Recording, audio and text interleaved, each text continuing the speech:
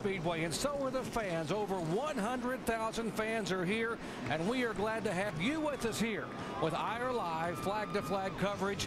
2 races to go. Who gets in the chase and who wins the race tonight? We're going to settle it 500 miles from now. Up front on the front row, Martin Truex Jr. trying to get his first win in over a year. Side by side, Casey Kane has had miserable luck here in the fall race. Who will it be as they come down to the green flag and we turn them loose at Atlanta Motor Speedway?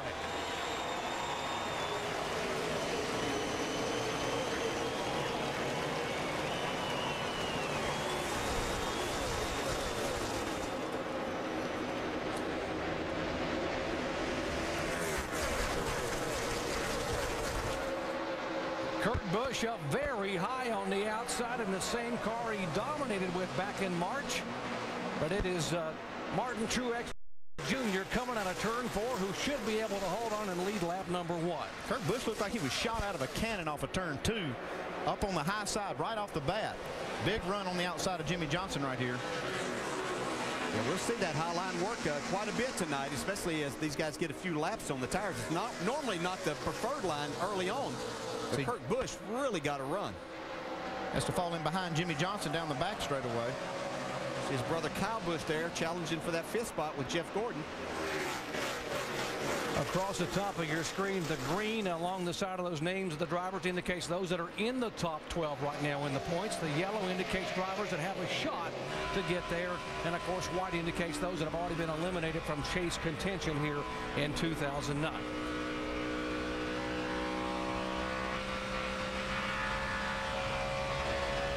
One of the fastest racetracks that these guys encounter, and it's a mile and a half long, and it is a blast to drive around here, but it also becomes a real bear as you get a little bit of tire wear going on. Yeah, they ran a 30 and a half second lap there. The last lap in a 20 or 30 laps, you'll see that drop off a couple of seconds even when the car starts sliding around, tires start wearing. See them running around on the bottom of the racetrack right now. They'll start moving up all over this racetrack, and that's what I love about Atlanta. You can race everywhere all over this racetrack. Yeah, we see them already spreading out here. You see guys up around the top, some guys running the middle. There we are, 3 wide coming off of turn 2.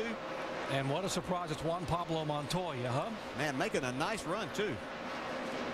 We mentioned Montoya's very first career top 10 in NASCAR Sprint Cup came at this racetrack, and although he has run well, he has not had another one since. And here are the Busch brothers side by side.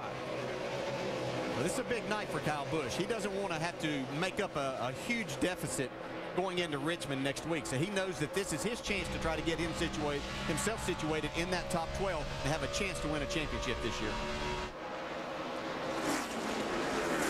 See Jeff Gordon there. His car was really good in practice yesterday. I talked to a number of people that said that Jeff Gordon might have or does have one of the best 3 cars in practice through yesterday. Now we know we're racing at night. One of the hottest drivers of late is this 83 car Brian Vickers. He's showing up in the picture behind Kurt Busch right here working the high side. And he has been on fire here the last few races. Yeah, and you watch him now. Remember Michigan where he won just a few weeks ago. It took his car a few laps to come in, but once it did, he really made that high line work, and it propelled him to victory lane. Vickers, 3 top 10 finishes, last 4 races at Atlanta Motor Speedway. Right side of your screen, look at the 11 car, Denny Hamlin. He has always run well. He hasn't won here yet, but he's always run well and had very good finishes at this racetrack. Yeah, we can see he's already working that high line. I mean, he was right against the wall. I think we're going to see that more tonight with these cars than what we saw last night in the nationwide race. It's a different tire that these guys have too. You can see Brian Vickers really loose there in the 83. Yeah, even see the back end of that 11 car, Hamlin wiggling coming off the corner. They qualified and practiced both in the daytime. Now they're racing at night, guys. Big adjustment. You know, we really don't know. I mean, these guys, we just heard Bob Osborne say he doesn't really know what to expect as far as adjustments go. Yeah, they don't. As we see Carl Edwards right here on the high side of David Gilliland, who's in the 21 this week. Montoya right behind him. But just going back to races that we ran here at night, in fact, this is the first scheduled race at night. We've had some races to where we were supposed to start it. Montoya goes between the 2 cars. Wow, what a move there. But I know the track really changed when we had to finish those races at night. It got quite a bit more grip. We see 3 wide into turn 3. Michael Waltrip just scrubbed the wall about a half a lap ago, and the outside, watch the 55 up right side of your screen, all the way up. Just a little love tap. That's what you always talk about, though, Andy, right? With your drivers running up there close to the wall. You might have that chance of getting into the wall. Yeah, a you're bit going more. to. I mean, you're going to risk it. If you're going to run that close, I mean, you just don't have any room for error. I mean, you have to know that you're going to scrape it from time to time. Back in March, Kurt Busch scraped the wall, went on to dominate the race. It didn't bother him at all. But right now, it is the one car of Martin Truex as our leader. Speedway for NASCAR Sprint Cup action presented by Pennzoil. Our pole sitter, Martin Truex Jr., has led all 13 laps thus far. It is Casey Kane, who got close about 3 laps ago and is now backed up by about 10 car lengths.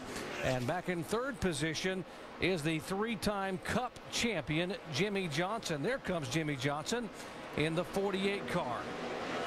And a special guest on top of his pit box watching the action tonight. And there's Cole Trickle. By the way, you know him as Tom Cruise. I'm always going to call him Cole Trickle from Days of Thunder. But look at Jimmy Johnson, how loose he is. And that Tom Cruise knows what loose is fast, right? And Tom Cruise knows that. Anyway, yeah. That's what Harry Hogg told him right in the movie. He's wheeling that thing, man. Last 3 night races here at Atlanta, Jimmy Johnson has finished 2nd, 1st, and 2nd. Pretty good. He is flat wheeling that car, though. You see how sideways that thing is coming off the corner? Yeah. Look at him. Well, there's another one. He talked about being sideways. You saw the 17 car, Matt Kenseth, turn that wheel to the right. Yeah, he's got some damage, some good damage on the right side of this thing. You can see the back bumper flapping. Oh, that's not a good situation. He was the guy that came in here in 12th spot. That's more than a love tap right there. Clear down. Good job being heads up. Still out there. But you know, we saw Still Tim out Brewer. there. He hit it pretty hard. Tim Brewer showed us in our countdown show just how much that foam helps that. I mean, a hit like that a few years back, and you'd be in the pits fixing something. Yeah, that's one of the really good things about these cars is they can take a lot more of that kind of beating. Vince? Matt Kenseth just came on the radio and told Drew Blickensderfer, his crew chief, it's so loose, I can't do anything with it in the corner. He said it feels like it's got 80 pounds of air in all 4 tires. Guys, you've driven them before. You know that doesn't feel good, especially on a track as fast as Atlanta and one that has little grip to begin with. It's been an adventure so far for Matt Kenseth. It's amazing he hasn't lost more spots than he has as you see a battle between the 42 and the 14. Vince, this track can be one of the most difficult tracks to get a hold of setup-wise. I mean, it is so slick and treacherous and bumpy. It's probably one of the most challenging racetracks to set up for. Yeah, you see all of these things on the racetrack where you see the bumps and the dips, and you see the grooves there, where the different grooves are put together there. That makes all the difference in the world in this racetrack and what you feel. And I think you feel the tires more here whenever there's a pound or 2 air pressure difference than anywhere else that you go. And that's exactly what Matt Kenseth's saying about his car. And then it'll just act like it starts bouncing. Before long, he'll say something about feels like a basketball on each corner. Great battle here for 11th position, and Tony Stewart is struggling a little bit. He struggled last week at Bristol. Shannon. Well, guys, we talk about the different lines that you can run here at Atlanta Motor Speedway. It seems like Tony Stewart has found his preferred line. This is what he said to his crew chief moments ago. Dude, I don't think we're going to be bad here. We ride the bumps good so far. These guys are struggling to stay down. Info, man, looking good. Last time was really good. Now, Tony Stewart is talking about the bumps on the bottom of the racetrack. I spoke with Darian Grubb this morning. He told me that other drivers cannot keep their car down there, so that is why Tony and this team have worked so hard on getting their car perfect in that area. And he says Tony's dirt track background definitely helps because he can drive a crazy race car. And the short way around the racetrack is the bottom lane, right where you see Tony Stewart running. But it is so much more bumpy and it's not just little bumps. It's waves and bumps and makes the car really hard to handle. If you can make it go over those bumps well, you can shorten the racetrack up and make some time. How difficult is it to set the car up to be soft enough over those bumps and still be able to run high if you have to? It's very hard to do. That's just that's what makes this track one of the most challenging. Truex, the leader up front. He's led all 20 laps thus far. And second spot, Casey Kane. And now in third position is another Hendrick teammate, Jeff Gordon, a 4-time Atlanta winner, has taken the third spot away. Yeah, Dale said, you said he was fast in practice, and he's showing it right now. He's one of the fastest cars on the racetrack. Yeah, they were really happy with their car in the longer run as they got some laps on the tires where other people really started struggling. They felt like their car really held up well in that scenario. There's Kyle Busch. We told you he has only 2 top 10 finishes here in 10 starts. This place hasn't been very good to him. He's trying to turn that around tonight. Let me check that. He needs to turn that around tonight if he's going to get in the chase here in 2009.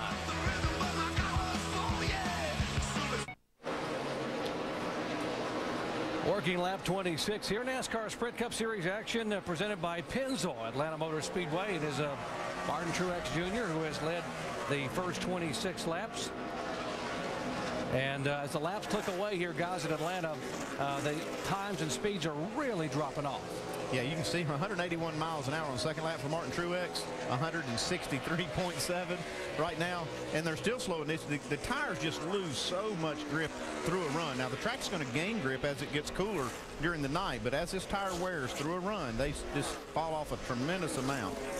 Yeah, that makes it good. That makes them slide all over the place. It does. It makes the drivers really work at a fast racetrack here, but the amount of grip that's going to continue to happen is not going to override what they have here with the lack of grip because of the worn out surface and this, you couple that with the car that doesn't have as much downforce. These guys really have to work tonight, and it's about whoever can get their car to slide the least amount and be comfortable and go fast. When they did the tire test here back in July, drivers said the grip came up rather abruptly when the sun went down. That has not happened thus far because these guys still have their hands full. Yeah, you'll see it though when they change tires, put new tires on. You'll see those speeds and grip level go up way high for a few laps, but then they fall off. Jimmy Johnson has lost the spot now to Gordon.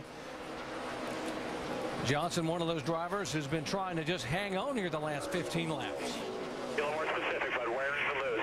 I'm a 15 if we're using a scale of 10, and a 10 if we're using a scale of 5 for how loose it is.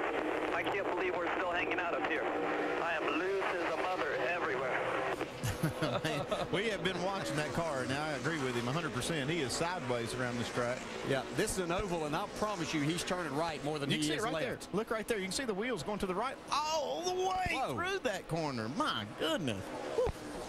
Man, he is earning his paycheck tonight. Man.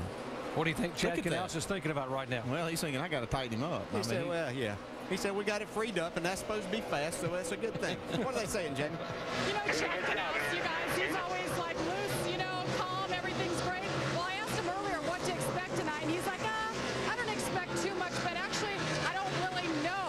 And now he's finding out, guys. They set this car up way too loose to start this race. You know, this is a situation, I'm not sure the track is going to gain enough grip to overcome that. They're going to have to make some pretty big adjustments on this car, Andy. Yeah, and I've not seen with this new car where the track's, you know, you gain that tightness that you used to see years ago where it got dark and the track tightened up. Really, I think that they're going to have to tighten this thing up. It's not going to just happen by gaining grip through the night. Let's update Kyle Busch back in 5th spot. Dave. Not running too bad right now, just a little bit loose for Kyle. He does have one mechanical issue. He reported early in the race, just a little loose. Oh my gosh, hung on to that right there. It can't be because of the cool box, which is not working right now. That won't be a problem now, but we're going to get some day races where they're going to have that problem fixed. Let's go to Tim Brewer in the Craftsman Tech Garage. Tim, how's the cool box work for the driver? Thanks, Dave. We've got the cool box, folks, and it goes back around the back of the seat. But what we do, we conduct airflow from the side of the car into the cool box. It's actually cooled here that conducts the airflow into the top of the helmet. We learned a long time ago what you want to do is cool the driver with the airy breeze. So we've got a high switch fan, and we've also got a high heat cool control right here. But the driver, he can control it. Draws 30 amps. As long as you don't have any problems with the charging system, you can run it all night. But if it's not working, just simply cut it off and let the air free throw, and it'll be fine. I never did. I think they need to change the name of that. Cool box is not really a good name for that. Cooler maybe, but saying it's cool. Folks, even though it's nighttime here, it's still over 130 degrees inside these race cars. It is definitely not air conditioning, in other words. No. Here's a couple of guys that are trying to get in the chase. A couple of Toyotas. You saw Vickers go by and Kyle Busch there. Vickers really on a move. As you talked about the great run he's had the last 5 or 6 races. 5 top 10 finishes for that 83 car in the last 7 races. And Vickers driving his way now into chase contention. Yeah, and that pass right there makes these two guys. I know we have a long way to go, but you know, this is what we have to keep up with at this time with less than 2 races left. Right, that puts these two guys even points-wise right now. So, but Kyle Busch, I think, would get in because he has more race wins. So that's something Vickers has to think about. He's got to pick up another spot. Yeah, they just passed Clint Boyer. He's actually a lap down already in this race, and these two guys are virtually tied in the points and both trying to get in this chase. And as DJ mentioned, the tiebreaker is the total number of wins. Kyle Busch has won 4 times. Vickers has 1 win. Now the 17 car, who began the day 12th squarely on the bubble, is about to be lapped. He is being shown back in 31st position. Well, he had that contact with the wall, and pretty significant too, and he was already loose, and I'm sure that didn't make it any better. You see Truex now is putting him down 1 lap. Yeah, and Andy, as you said earlier, you made a great point that if your car's off here, because of the fast speeds, we have trouble here on front straight coming away. off Sam Hornish. Sam Hornish. Sam Hornish Jr. You're right there. Get it going. Get it going. That's going to be a break for Matt Kenseth. He's going to get the free pass there because he just got lapped. That's it. Let's be ready for a right front splitter stuff. I was wondering how long these guys could hold on to these cars as loose as they were. That's the one thing that you dread here is that first run being really long, and if you were off a little bit. And remember, these guys practiced during the daytime yesterday. They really didn't know what to expect. It looked like some of them overcompensated, thinking they might get more grip than what there actually is. That collective cheer you heard a moment ago was drivers inside the car when they heard the caution flag was out. They get to come on pit road and adjust the cars, and there's the damage, or just a little bit of a lawn mowing gun by the front Dodge. Flat tires and a little bit of grass they can pull out of there, and Sam will be back on his way. See, right here, this is going to happen. And this is one that didn't get saved. We've seen plenty of these almost happen. Yeah, that was literally right in front of the leader, too.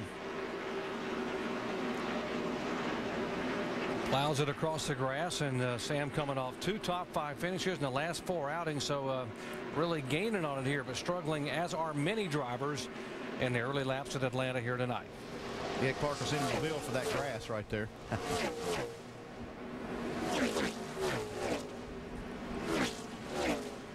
We had 29 cars that stayed on the lead lap there. We'll have 30 back on the lead lap when Matt Kenseth is given his free pass. We'll see a lot of wedge wrenches spinning down there on pit road when they come in. Well, I was going to ask you, crew chief, 37 laps in, how big a swing do you take at it? Now, how much of an adjustment can you afford to make? Well, Matt Kenseth and Jimmy Johnson both need to really tighten their cars up. I mean, we're talking about not more than 1 adjustment. I mean, big adjustment.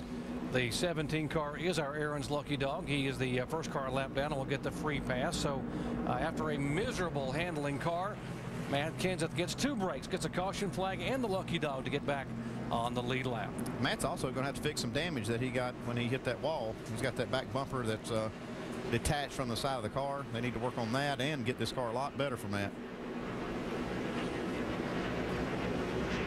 Pit road should be open this time as they come by. 45 miles an hour on pit road, 55 miles an hour for the pace car. And the leader will peel off, Martin Truex Jr. Casey Kane and others coming down for the first pit stop of the night. Dave. Doc, just a little tricky for Casey Kane right now. Tight most of the run, hitting the splitter loose on just the last 5 laps. It's going to be track bar up a little, plus an air pressure adjustment. Vince?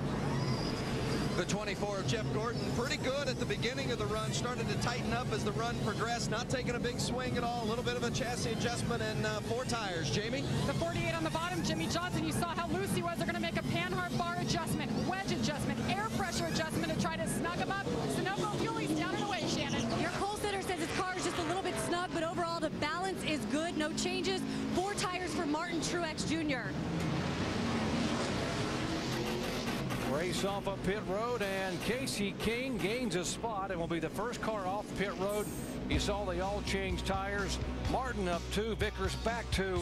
Back with a restart at Atlanta in just a moment. Have been on and off pit road, and the 17 car of Matt Kenseth getting some repairs done to the right side of his Ford. They spent some time to try to reattach that rear bumper, and looks like they've done a good job with the bare bond. He's going to get off the pit road, stay on the lead lap, just ahead of the pace car. That's an important part of this car, too, Andy, that right rear section of really keeping the air attached there. So they wanted to make sure they took the time to get that fixed. Yeah, there's a lot of side force right there that these cars and drivers, they rely on that to keep the car from getting sideways like we've been seeing most of them all night long. Casey Kane's crew been able to get him off pit road first, so he is the new leader. Martin Truex second. It was a race off pit road between the 48 car of Jimmy Johnson and the 18 of Kyle Busch. Originally, they had Kyle Busch in front of Jimmy. They've now corrected that because Jimmy beat him by about 2 inches. Yeah, close race off of pit road. This makes a big difference, though, for Jimmy Johnson to get this spot because it puts him on that outside lane. And that's going to help him here on this restart. Yeah, I had a number of drivers tell me at Michigan, after that Michigan race, and we were talking about the restarts and things, they would have rather restarted 10th on the outside than 3rd on the inside because it was so much momentum. And on the outside, you were going forward. On the inside, it took you so much time to get that momentum to be able to, because you were headed backwards. Double file restart shootout style. Casey Kane on the outside lane, Truex on the inside, and as the pace car prepares to pull away, we will listen into the spotters as we go full throttle with the Gree V12.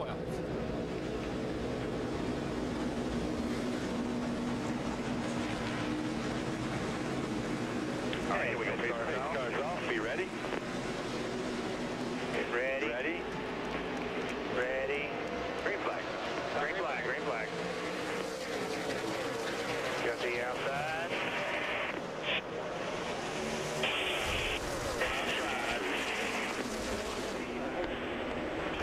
Outside. On top now. Be back to here. Outside. You're clear. Inside, middle 3. 26 is going to 5, so middle 3. Solo, middle 3. Outside. Outside. Outside you. If you see him. If you see him. Clear low, clear low. I'm keeping an eye on the head of you too. You're clear. 88 back inside. Clear by half. Just that quickly, Martin Truex Jr. retakes the lead, and here's the 24 car now. Jeff Gordon sailing by for a second spot over Casey Kane. More on Casey Kane. Dave. Hey, guys, which line was the fast line on restarts at Michigan? That was the outside, Dave. That's right. What was the fast line at Bristol? Outside. That's right. Why do you think they chose the outside here? Kenny Francis told me today, I think we're going to have to go with the outside unless it proves not to be as valuable as it has been. I don't know. They're going to have to look at that pretty close. Yeah, what do they think now, Dave? They might choose the outside next time, the inside next time. Yeah, Martin Truex definitely took the advantage right there from the inside. We haven't seen that lately. No, we haven't, but I think what we're seeing, Martin Truex just has a very good race car. It's able to go at the beginning of a run, and it hangs on really well, too. See the back of the 24 car just wobbling back and forth around there, and now he gets a little out of shape, and the 9 car has a shot to go downstairs and maybe get back by. See Jimmy Johnson right there kind of threading the needle between these guys. That was kind of the line that saw Jeff Gordon run a lot yesterday. It wasn't the bottom, it wasn't the top, so kind of in the middle. We see Jeff there. His car's really wiggling a lot. Got a Dodge, 2 Chevys, and here comes a Toyota of Kyle Busch. Look how sideways this 48 car is still. You got Kyle Busch now on the inside of the 48. Yeah, he's going to try to take both of these spots away down on the bottom part of the racetrack. 3 wide here. Wow, 3rd, 4th, and 5th with Jimmy Johnson in the middle, and now Kyle Busch slides right up in front of Johnson. Vince. You see that 24 car of Jeff Gordon. It's a brand new car, has all the latest and greatest of the Hendrick technology. It's also the sister car of that car it just went around, the 48 of Jimmy Johnson. Steve Letarte, the crew chief for Jeff Gordon, said those 2 cars came here identical. Gordon's car better in that first stint than Jimmy Johnson's, but they both are fast today, and look for them to be running up toward the front. They are really happy with the way that 24 car has worked this weekend, and a pretty good first stint for Jeff Gordon, who's won here several times before. Yeah, they're both just about identical in speed right here at this point of the run. See Jimmy Johnson now trying to dive to the inside of Jeff Gordon. Denny Hamlin now trying to reel in Jimmy Johnson on the bottom of the racetrack. See Hamlin coming there in the 11 car. Will pull up on the inside of Gordon for 5th position. Yeah, that first run we saw Jimmy's car be pretty decent in the beginning, and Jeff seemed to be pretty good towards the end of the run. We'll see if that pattern holds true during this one. Here comes another Hendrick car in the picture. Mark Martin. Right side of your screen, Mark. Mark's a two-time winner here. And, folks, Mark's last win came 15 years ago, back in 1994. Hard to believe it's been that long. And both of his wins came on the old configuration of the racetrack, back when it was a pure rectangle.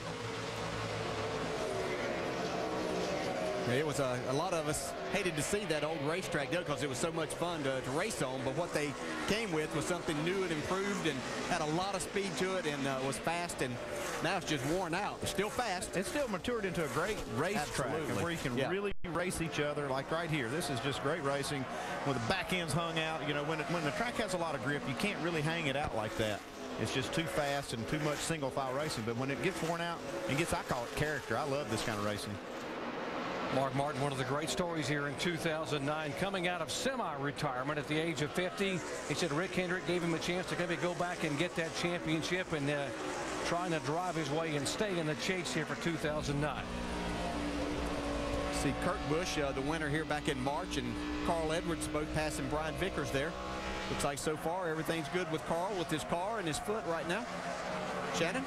There's a little bit of a different setup that Carl Edwards is running here today. The team told me this morning that they're just test driving it for the chase. They have practiced with it before, but they've never had it in race conditions. So far, so good. Carl Edwards says the car is just a little bit loose. They did make some chassis adjustments on that last pit stop, and 4 tires for the 99, guys. Here comes Tony Stewart now. He's starting to move to the front. Made a change or adjustment on that last pit stop and got this 14 car running. Yeah, whatever change they might have made with the 24 doesn't look like it's to his liking right now. He's starting to drop back. That puts him back to the 8th spot. Tony Stewart was one of the 4 cars that drivers that did the tire test here in July and thought Goodyear had done a great job with this tire, said it would come to him as the night goes on. It is definitely coming to Tony Stewart right now. Sprint brings you an inside look at today's NASCAR Sprint Cup Series race on the Now Network. The current top 3 in points, all having locked themselves into the chase for the Sprint Cup. Tony Stewart, Jimmy Johnson, and Jeff Gordon as they run right now on the racetrack. And the top speed, how about 198-mile-an-hour trap speed for Casey Kane on one of NASCAR's fastest tracks. For more NASCAR stats, in-car audio, and live race radio, check out NASCAR Sprint Cup Mobile at sprint.com/speed. From the pit studio, Rusty, Brad, and Ray watching the opening miles of this race unfold. Some early thoughts, Rusty? Well, I guess it looks like everybody's loose out there right now. Folks got to remember one thing. There's been no night practice here, and the drivers have just got to deal with it right now with these cars that are not handling good. They got to be careful. They got to hold their composure. They need to be talking to their crew chiefs about how to fix these cars, and above all, don't crash these cars right now until they can get down pit road and get them fixed. Yeah, one driver that's really thinking about that is Matt Kenseth. He's in 30th position right now. Got to the wall earlier in the race. Right now, he's 2 spots out of being in the chase. It's a horrible start for Matt Kenseth. And guys, we just haven't seen as many cautions as we think we'd see for as loose as those race cars are. I mean, we have seen the 48 and the 18 completely sideways, which again goes back to this new car with that wing on it. Seems when it gets yawed out, that wing lets them put a little bit more downforce on those rear wheels and straighten those things out. Coming back to what Brad said, how far back is Matt Kenseth?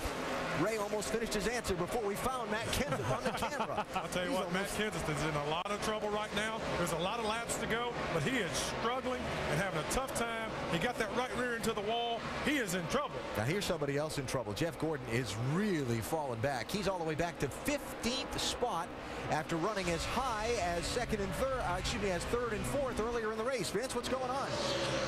That's exactly right. The 24 of Jeff Gordon, he said, I don't know what you did to it, but it is not good. It is bad loose. And as you could tell by the way he's dropping down the leaderboard, he has got his hands full. Now they know that they're going to have cars that'll struggle throughout the course of some of these runs. And Steve Letarte, the crew chief, said, just hang on. We got a long night as we got a yellow out on the track. It is Sam Hornish again here bringing out the caution. Sam coming down and sliding sideways across the racetrack.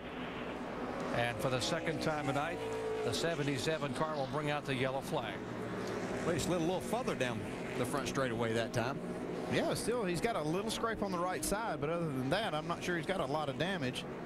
Haven't seen the other side of the car. Yeah, it looks fine. He's just got flat tires again. Part of a tire carcass coming off his car. You see the left rear tire was also flat as he came by.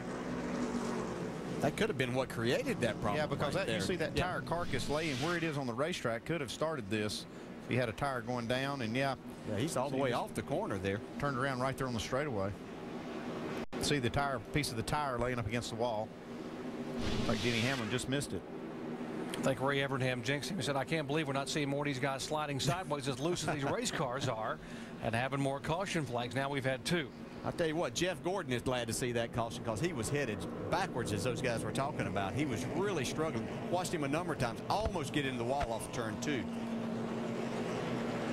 And another break for the 17 car of Matt Kenseth, who is the last car on the lead lap, back in 30th position. He'll be able to come on and try to do something to get this car where it needs to be on the racetrack. Yeah, he's in trouble right now. He needs to get this car fixed or he's going to take a huge hit in points tonight. Leaders are on pit road. Second time tonight, second caution flag, and they will all take a chance to come down and get some fresh Goodyears. Dave. Doc Casey Kane gives up second place. He called his car better. They will raise the track bar just a little bit more. They will take a little more air pressure out of the right rear for him, full of Sunoco fuel before he leaves. Vince? The 5 car of Mark Martin, he says he is completely out of control. They're making a track bar adjustment going down 1 round and a tire pressure adjustment as well. Jamie Little? The last changes for Jimmy Johnson gave him more grip, but he said he needs more forward bite. They're going to make a wedge adjustment, more tires and fuel. Jimmy is away, Shannon. Jamie, Martin Truex Jr. says the car is still good, a little bit snug. It starts off, but then it starts to free up. He lost 1 pit road spot last pit stop. See how he gets off this one. So Kyle Busch will be able to be the first car off of pit road. So a little move there by the 18 guys. I think they got. I think they just did a great job on pit road and got him out there. He's going to get 5 bonus points, which is going to be very important to him. His pit crew did a fantastic job for him last night, and the driver has to do his part. This is a difficult pit road. The pit boxes aren't huge, so obviously Kyle's doing a really good job of getting himself situated in there where the crew can do their job. Andy, we heard guys talking about 4 tires, but also needing forward bite as you watch the 17 continuing to make repairs here. What do you do to get forward bite on these cars? Well, you just got to start spinning some jack screws. You play with combinations, the track bar, the wedge, spring rubbers. You can add spring rubbers to the left rear. Sometimes, though, when you got a track this slick, you can over-adjust this thing trying to get it tight and actually make it worse. So, seeing a lot of that happening. Maybe that's what happened to Jeff Gordon. Under caution for the second time tonight. There's the 82 car. Our Aaron's Lucky Dog free pass goes to Scott Speed. He was the first car a lap down, and now he will be able to get back on the lead lap. Show you Mark Hollywood Armstrong, who is changing tires for the 7 car of Robbie Gordon. Here we go, race fans. We just need a nice smooth stop here. Make a lot of adjustments.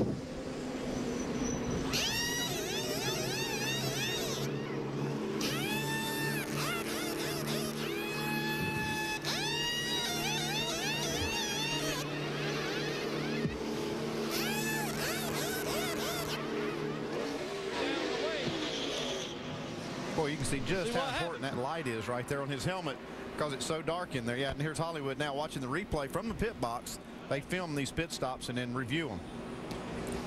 Pace car pulling away. Good job, Hollywood, to get ready to go green back here at Atlanta Motor Speedway. And it is Kyle Busch who is now the 3rd leader of the night. Kyle got the lead coming off pit road and has now led 2 laps. It is Busch, Truex, Kane, Johnson, and Denny Hamlin in the top 5. And he did choose that inside line. As you can see, Martin Truex getting really loose there. Denny Hamlin got up under his rear bumper. Here comes Johnson with a big run down the backstretch.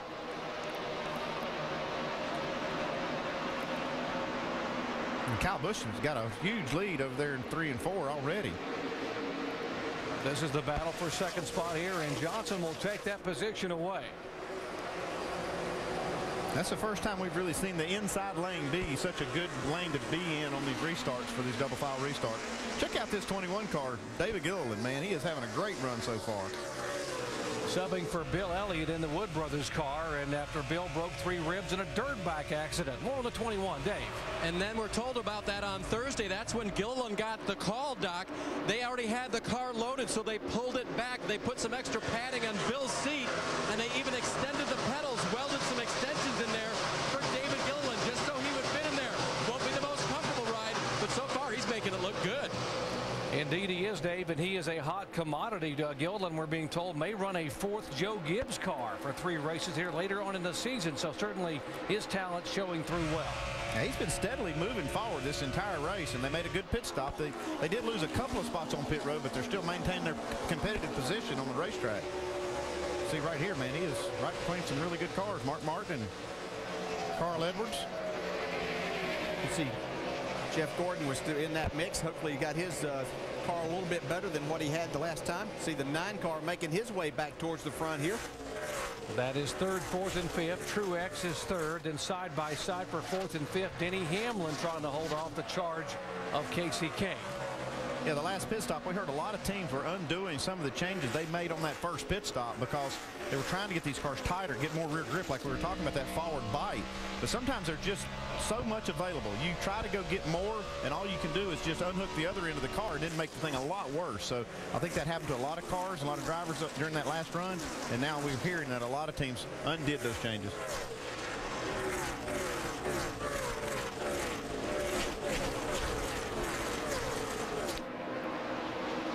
There's Reed Sorensen working just on the inside now of David Gilliland. Reed Sorensen is a native Georgia boy from Peachtree City, Georgia. Made his very first career start here at Atlanta and his first career top 10 at this racetrack. And here comes Dale Earnhardt Jr. now. Coming on the inside of the 24 car, trying to take that spot away. That is 13th position. Yeah, the last few weeks have been a lot better for this race team with Junior getting more acclimated to each other and to these cars. Been doing a good job. Had a nice run in the nationwide race last night, so a little confidence booster for the driver also. We mentioned he's coming off back-to-back top 10 finishes. Finished 3rd at Michigan, finished 9th at Bristol, and almost didn't finish here tonight if he doesn't gather that one back in. It's the thing that we've been seeing the drivers as they try to make that pass on the inside. They have to really be careful. Most of these cars are just so loose right now. If they try to overdrive them, getting down into the center, get back to the throttle too soon, really gets them out of shape. Jimmy Johnson now moving in on the 18 of Kyle Busch. Johnson has not led a lap tonight. It has been Truex who was the pole sitter twice for 58 laps. Kyle Busch has now led the last 9 laps, and Casey Kane led 3 laps. Guys, it's not too surprising. We talk about how loose all of these cars are. The 2 guys that come to mind when you think about driving these things loose, Kyle Busch and Jimmy Johnson battling for the lead right now. It wasn't long ago we were talking about how out of control Jimmy Johnson was, and here he is trying to take the lead. I think he's still out of control. He's just fast. He's not let up a single bit, though. You can see he's driving up on the outside now, trying to drive on the outside of Kyle Busch. I think this is a lot of times where Jimmy Johnson doesn't get enough credit for hanging on to that car early when it was so loose and then getting it adjusted and now taking advantage of that. Even though it's still extremely loose, he's able to make that high line work. Now, 2 distinct. Look at that car. That 48 is still loose, but it's fast. He makes the pass on Kyle Busch. You think Tom Cruise came on and told him about that? Loose was fast, like you said? Jimmy Johnson officially scored as the leader last time by.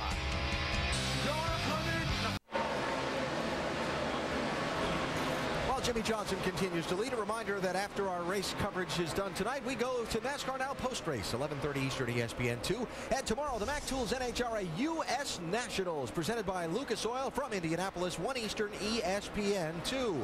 Next weekend, it's on to Richmond, Virginia. The Nationwide Series race is on Friday night, 7 Eastern, ESPN2. And the race that'll determine who gets in and who gets left out of the chase. The NASCAR Sprint Cup Series Chevy Rock and Roll 400, 7 Eastern next Saturday on ABC. Make note of that. After tonight, all the Cup races for the rest of the season are on ABC. So Jimmy Johnson has opened up a 2-second lead on Kyle Busch. He took the lead at lap 72, and just a few laps later, here he is with that 2-second lead. The Miller Lite Taste Greatness Spotlights.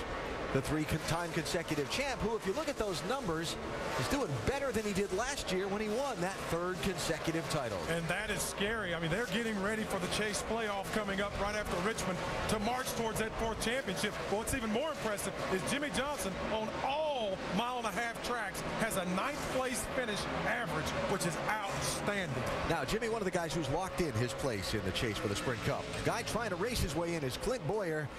And this isn't going so well for Clint here tonight. He's 32nd in a lap down. Oh, yeah, this car is big time loose right now. I've talked about it a little bit about what they've been doing. So Shannon Spake just told us they put a lot of adjustments in that left rear spring, dropped the track bar down to the right side. He's just screaming loose right now, like you said, Alan, a lap down. And now this is a fellow that we thought had an outside chance to get in the chase. He was in 15th position coming into this race, and right now he's even out of the top 15. And that was Richard Childress Racing's only hope to get in the chase. And he is one of the guys that we talked about. He's going to be behind that magic 162-point mark and could be eliminated tonight if he doesn't get that thing up front. But just what you said earlier, Rusty, don't give up. Clint Boyer's the first car a lap down. He gets a caution. He gets the free pass. They keep adjusting on that car. You never know what could happen at the end of the night. Speaking of adjusting, Tim Brewer in our Craftsman Tech Garage. Show us a little bit about what that 33 team's been trying to do. What they're trying to do, Alan, is tighten the rear of the car up. By lowering the track bar over on the right side, you effectively tighten the car up. But what we were saying, we seen the guys actually working on the left rear and dropping the track bar down. That's going to tighten the car up also. But there again, when you put a rubber in the left rear spring, you're actually trying to increase that spring rate. You're real loose, you're going to put a half rubber in, or you can put the whole rubber in. But right now we're going back to the booth for a caution. Thank you, Tim. And it is Carl Edwards in the 99 car as we have caution now being shown for the third time tonight. Smoke under the hood there. Yeah, puff of smoke coming out of the side of the car as he came rolling, comes sailing down pit road. He's speeding down pit road, so this is probably not going to be a good situation for the 99 team. Signboard, let's lift hood and look everything over. It's like oil on that right front tire, too.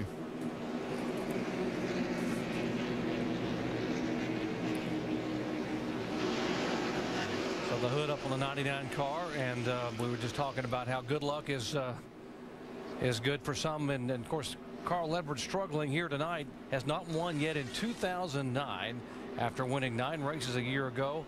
But Carl's bad fortune is a good fortune for the third pass, and he will be able to get back on the lead lap. He gets the lucky dog free pass. Let's listen in.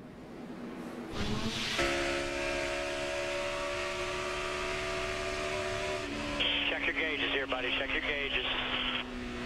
Yeah, something ain't right, guys. Yeah, just don't wreck that thing. It's an oil line or something here. Yellow's out. Yellow's out. Well, that's when a spotter really does help right there. Let's go down to Dave.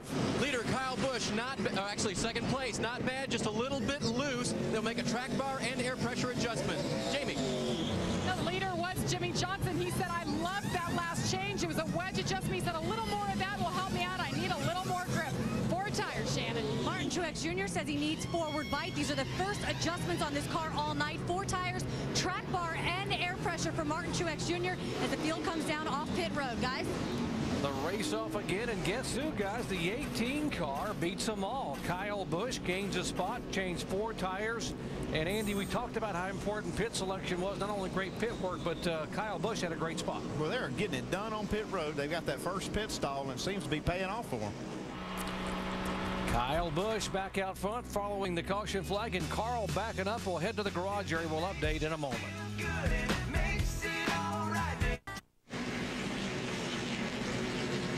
Cleanup going on pit road here at Atlanta Motor Speedway. That is the oil from beneath the 99 car of Carl Edwards when he backed up pit road to be able to go into the garage area. And some of the guys in there, Andy, really working hard to get that oil off the concrete. Yeah, he's just backing up. Carl was trying to get to the garage, and that thing was leaking a ton of oil as they were coming out. You can see it right here. This is a trail of oil going right to his pit stall or his garage stall to try to diagnose this problem. So see Jimmy Johnson's crew, they want to get all that off that pit stall and that pit road.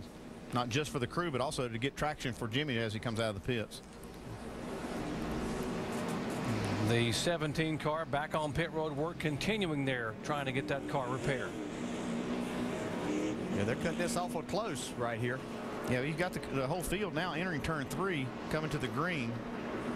Make sure he doesn't speed right here. He'll have a hard time catching up to the field before the green flag. Matt Kenseth stayed out, by the way, to get those 5 bonus points for leading a lap, so very valuable to him to be able to get those points. Getting set for the restart once again, it is Kyle Busch with great pit work. He led him off pit road. He has chosen the inside lane here on the double file restart. Jimmy Johnson. Dumbest thing I've done tonight. Yeah, you can see the numbers comparing the pit times of the two cars. Not much, but just enough to get that spot. Just 0.7 of a second. Casey Kane moving to the outside of the 11 car. 11 spun the tires, and Casey gives a spot back. Yeah, you see some of the cars, even Mark Martin spun the tires on that restart. It's just so little grip out there. Even with new tires, it's hard to get going.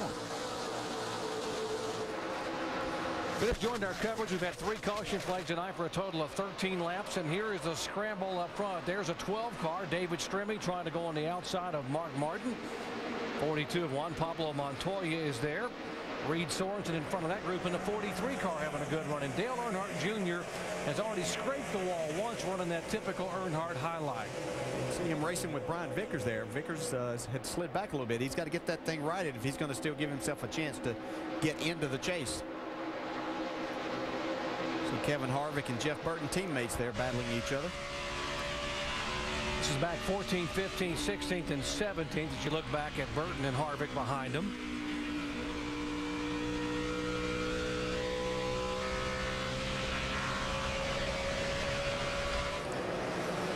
What a struggle it has been this year for Richard Childress Racing, but they made an announcement this week. They're going to make some adjustments in terms of the competition department there. They're going to take Scott Miller and move him from the crew chief spot on that 31 over to the competition director, making a few more changes there too to try to help the performance of that team.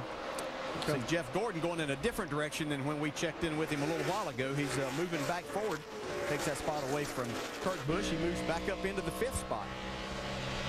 He was probably one of those teams we heard undoing some of the changes they made on that first stop.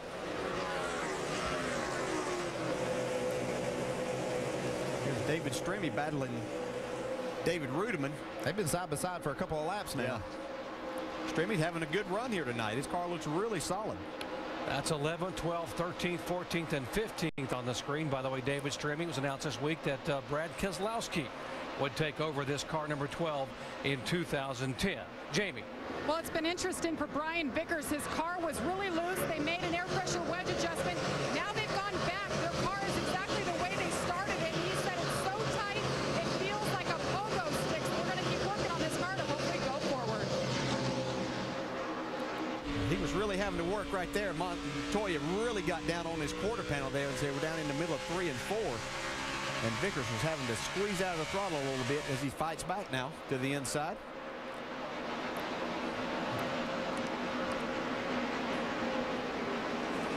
Well, we are just shuffling this bubble around here. Guys trying to get in the chase. Remember, it is tonight and next Saturday night at Richmond. That's all you got to be able to get in the chase for 2009. And Vickers is there. You see Montoya, guys shuffling up and back here every 5 or 10 laps. It's changing every lap. We see it changing while we're watching it here. So this is just how tight it is on that bubble. Yeah, this is what this is what the season is about for these guys, getting in that top 12. That's the only guys that are going to have a chance to get into the chase and have a chance at winning a championship in 2009. Yeah, this guy right here is the one that's made the most ground tonight so far is this 18 car, Kyle Busch. There have been 6 lead changes among 5 different leaders, and it is Kyle Busch now leading the show here. Truex, Johnson, Stewart, and Gordon, the top 5. Dari Noka in studio while you enjoy the NASCAR Sprint Cup Series at Atlanta. Just want to let you know over on ESPN2 there is Sunday Night Baseball. Padres and the National League Western Division leading Dodgers. San Diego with the bases loaded right now against Hiroki Kuroda, and you see a base hit up the middle. Padres are going to take the lead on the Dodgers 2-1. That game over on ESPN2. All right, so the Dodgers trying to lock in a spot in baseball's postseason. NASCAR drivers trying to lock in a spot in the chase for the Sprint Cup. Our NASCAR Sprint Cup Series race from Atlanta, presented by Pennzoil, and a new leader, Martin Truex Jr. just went by Kyle Busch a lap ago and put himself back out in front. Truex started on pole and has now reassumed the top spot. I tell you, Truex has been strong all night long. He kind of lost that spot to Kyle Busch just a little while ago, but this car, the handling of Martin Truex's car has been superior to seems like the rest of the field, Brad. And it looks like he's got his mojo going on tonight. Yeah, he does. From qualifying to the start of the race, he's led over 60 laps tonight. That is the car to beat that #1 car. Martin Truex is really strong. Yeah, guys, it's looking like we saw last night. You know, we keep talking about the top momentum. The fast cars are on the bottom. Kevin Harvick really destroyed the field last night on the bottom. Looks like Martin Truex has got the hot car again on the bottom of the racetrack. And while you watch Kyle Busch in the yellow car try and hold off Jimmy Johnson for second place, just a quick note, one thing Truex has got to work on his team, holding the lead on pit stops. Twice he's come down pit road tonight leading, and twice he's gone out not leading anymore. Big story tonight, Carl Edwards back in the garage area. Vince, what happened? Well, it's one thing when you're trying to race with a broken foot and then you have mechanical problems. Something came up from the track. Some debris ruptured the oil cooler, so they've been furiously working to replace the radiator. Right now they've got the new radiator in. They're going through the car just to make sure that they've got everything, all the hoses on tight. Bob Osborne, the crew chief, just reminding the team, make sure we haven't missed anything in a hurry to get the car back out. So Edwards will be going back out soon, but they've had a lot of work to do here in the garage to replace that radiator. Thank you very much, Vince. And Andy, you can explain about how the relationship is there with the oil cooler and the radiator. Well, not all teams run exactly the same cooling system, but typically you have a radiator and an oil cooler attached to each other. Sometimes you even have an intercooler inside the radiator that uses water to cool the oil. So, you know, that system is basically tied together. So that's why they're changing that whole thing. A little debris came up there and hit that thing. That's kind of unusual. You don't see that very much. This group here is still racing. They've been racing for 20 laps with Reed Sorensen in there and Montoya. There's Vickers a part of that. Now you see Kevin Harvick's joined the mix. See Kurt Busch right in front of him up there, and that's 9th, 10th, 11th, 12th, all trying to move their way toward the top 5, and Montoya continuing to be aggressive in spite of the fact he needs sort of to hang on that top 12 spot in the points. We wondered if Montoya would race it or what he would pace it. I guess no question now. He's going to race try to race his way into the chase. Well, he's got to keep running hard here, and you see he's got that back end hung out. He's letting it all hang out here tonight. Yeah, you can't hang back. I mean, you know, his whole goal is to get top 10 finishes, and that's what he's trying to do right now, even though he sits just outside the top 10 after Vickers passes him there. But he's doing, I think, exactly what he wants to do right at this point in time of this race. Whoop, a little give and take right there. You see Vickers sliding right up in front of Montoya. Last 2 times out, Juan Pablo Montoya has run in the top 10 much of the day and had trouble in the final laps, like happened at Bristol, where he had a cut tire with less than 40 laps to go, ended up logging a 25th place finish. Ron Vickers looks like he has his car a little bit better now. It's taking a little time once again to come in, but he's able to make his way back into the top 10.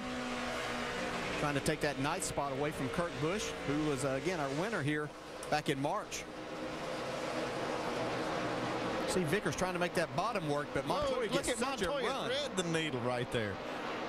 Had some momentum. He wanted a place to take it. No, we got a caution, guys. Don't see anything.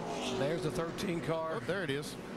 And he had just come off a pit road a moment ago with a vibration. Max Pappas. Don't even worry about it till these other cars come. 3 more, 2 more, 1 more, then you're clear to the bottom so you get it down. All clear. Get it to the bottom. And Max has hit a ton with his Toyota, so that brings out caution now for the 4th time tonight.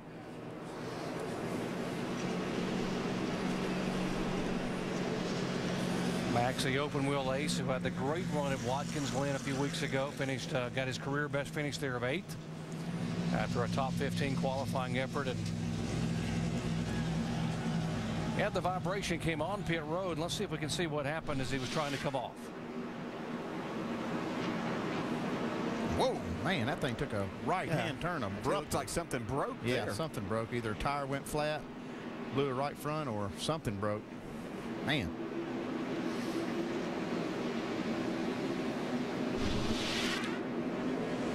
So the leaders will come back on the pit road. They last pitted on lap 83. That's 21 laps ago. As they come down, let's go down to Dave Burns. Kyle Busch gives up 3rd, calls his car so junk after 10 laps.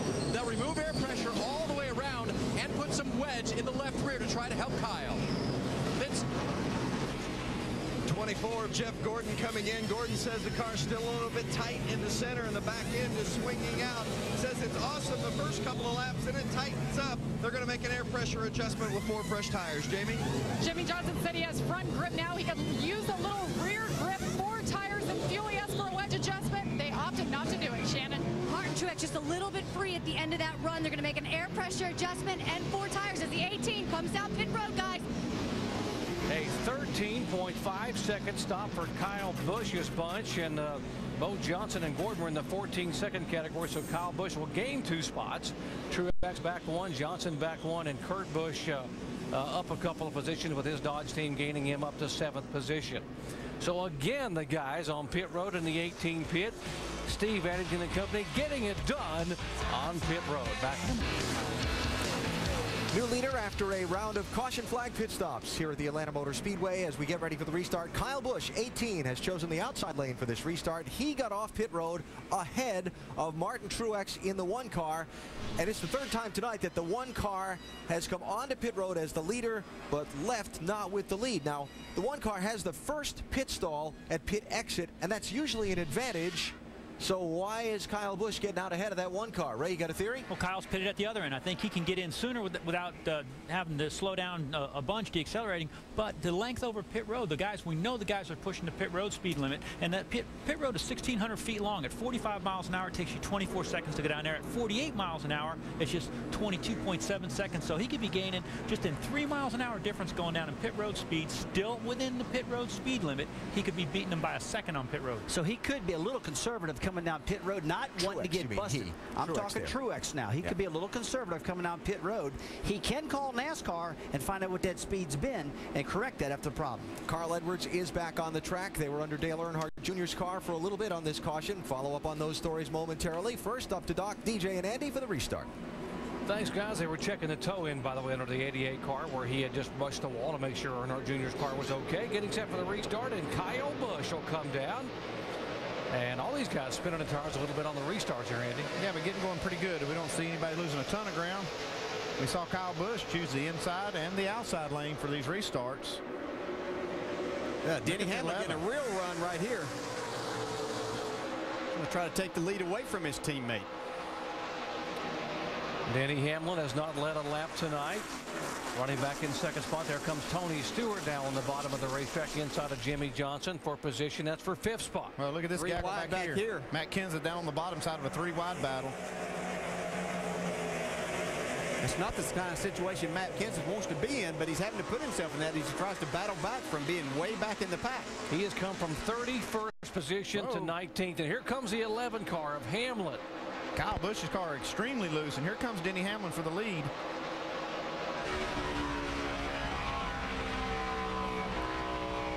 It's like Denny's getting his car adjusted now. He's been pretty good all night long. We've seen him run right up against the wall, down on the bottom now. So Mike Ford doing a nice job of adjusting that for Denny. And you see Jeff Gordon now moving back into the picture in the top 4 after kind of dialing himself out after that first pit stop. Steve Letarte and the crew have dialed him back in now. These guys continue to run together here. 83, 42, and 9. They are 10th, 11th, and 12th position. Here's Casey Kane. Now looking to the inside of Montoya. Yeah, and all 3 guys fighting, trying to get themselves situated in that top 12. So these guys are not only battling for tonight, but for the entire season. See Casey Kane's car. It looked like he was going to get a little bit loose there, but he did a nice job of hanging on to it and being able to stay beside Montoya.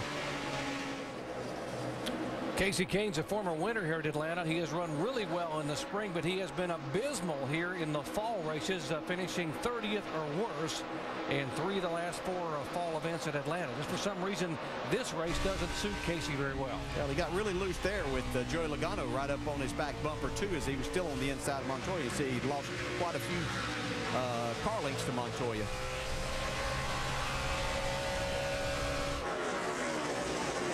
Kevin Harvick's got a great view of the 20 car trying to make a move inside of Kane. That's Joey Logano. That is for position. That would be for 12th spot.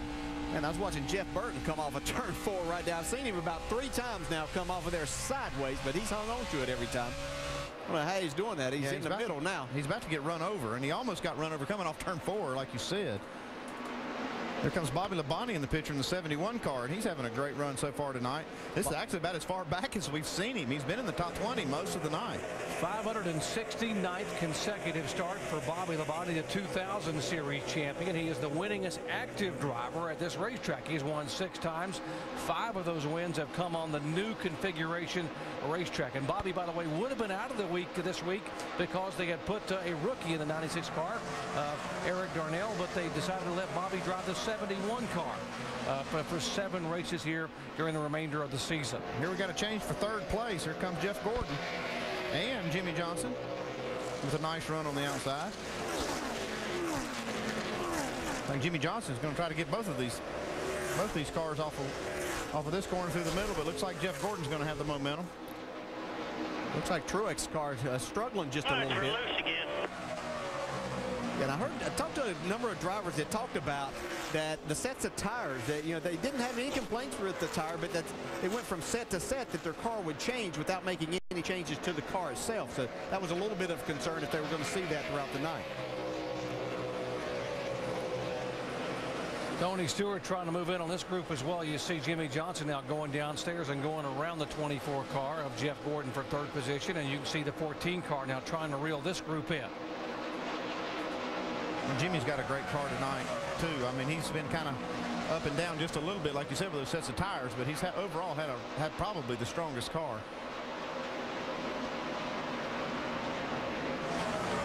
And Clint Boyer still struggling with this 33 car. He's really off the pace right now. He had gotten the lucky dog to get back on the lead lap, and now being shown back up in 15th in the points, but really slow, and he will head to pit road. Yeah, he must think he has a tire down or something. Can't see one obviously down. Uh-oh, they're here now. It's got a loose wheel from the last pit stop. And can't take any chances with that. So this will cost him laps under the green flag. He was running back in 32nd position as the last car on the lead lap, and now he will lose at least a lap. Shannon. Well, guys, this has been one awful night for Clint Boyer. The car has been horrible all night, loose all night. They've been making major changes, and just when it seemed like it was just coming to him, it started to get loose again, and now this, a loose wheel for Clint Boyer, looking to make the chase. This is not good for his chase hopes, guys. It is hard to believe that all 3 RCR cars made the chase last year and the year before, and none of them probably will be in the chase this year. Shows you how competitive this sport is. Lose just a little bit and you're out to lunch. Coming into this race, Denny Hamlin was the only Joe Gibbs car in the chase.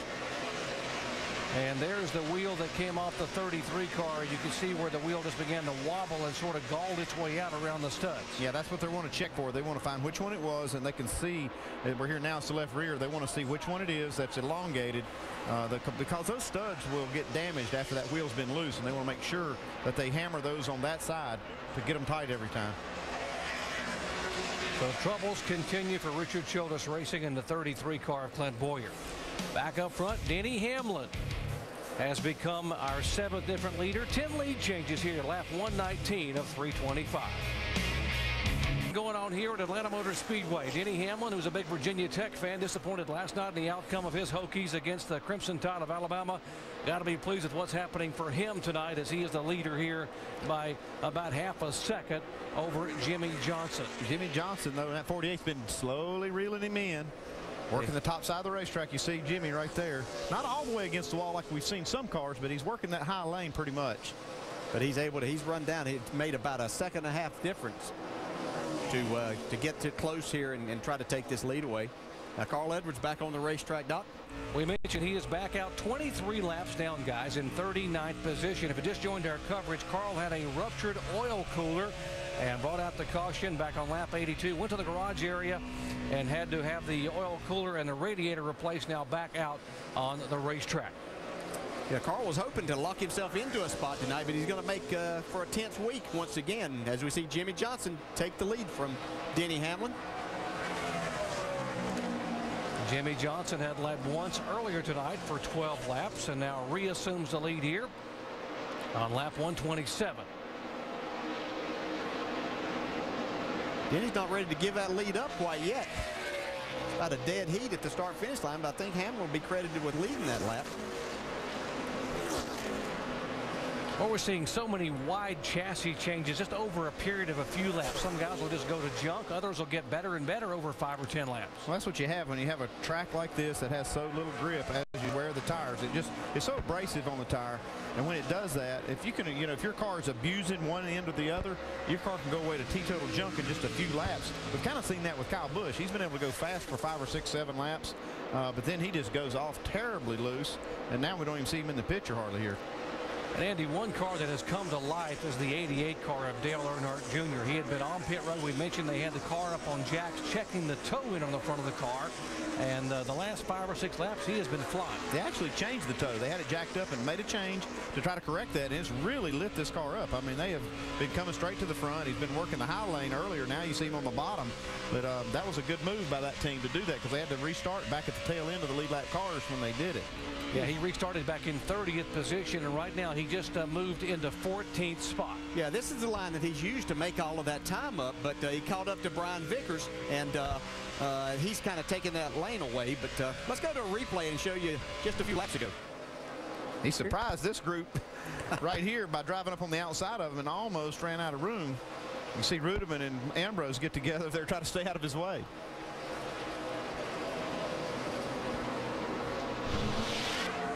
Let's update more on the 88. Vince. Well, the toe was just out of position just a bit, but they gave it a good look, made some adjustments, also made a wedge adjustment and air pressure. This car was bad, fast, in race trim and practice, so they expected a good night tonight. You see Lance McGrew there. He and Dale Jr. just had an interesting exchange on the radio, and Dale told him, "Don't talk to me while I'm in the corner." And Lance said, "You were talking to me while you were in the corner." And Dale just chuckled and said, "Yeah, but I'm the driver. I can talk to you wherever I want." That's always a good sign. When you're having fun on the radio, you know you've got a good race car. Caution on the track. 31 car coming down pit road, and we are being told debris up in turn 3 is the reason for the caution flag. Here, there's a vibration on Jeff Burton's car, and that's why he's coming down pit road. He is going to go down a lap as the leaders come by. Yeah, and he actually almost beat Jimmy Johnson. That start-finish line stretches all the way across into the pits, but I believe that Jimmy Johnson still got there first and put Burton a lap down. Some debris on the racetrack there. NASCAR has spotters out and take a look at it. You can't tell if it's rubber or plastic. You want to make sure it isn't metal. And sometimes they say they'll see something on the track and they'll say, well, it's out of the groove. Well, tonight the groove runs from wall to wall. That's right. So they have to keep the track clean. Yeah, if they can see it, then it's in the way. It's in the groove. The groove's from here to Marietta tonight. 5th caution flag of the night. We've had 5 cautions total for 18 laps, 11 lead changes, 7 different drivers. And as a crew chief, it's kind of refreshing sometimes to come to a racetrack where you don't really have any decisions to make as far as tires go. No, that's right, because you don't have to worry about, well, am I going to get 2, stay out? Every time the caution flag flies tonight, they're going to put 4 tires on. You got to wonder if the 18 car will be good on pit road again. Well, they've been solid tonight for sure. They got that first pit stall and I'm taking advantage of it. Dave? Kyle Busch started that run as a leader. He fell back to 4th. He said, "Call me crazy, but maybe we make this loose car a little bit looser so I can drive it better." Track bar will go up, a little bit of air pressure in the right front to balance that out. Vince?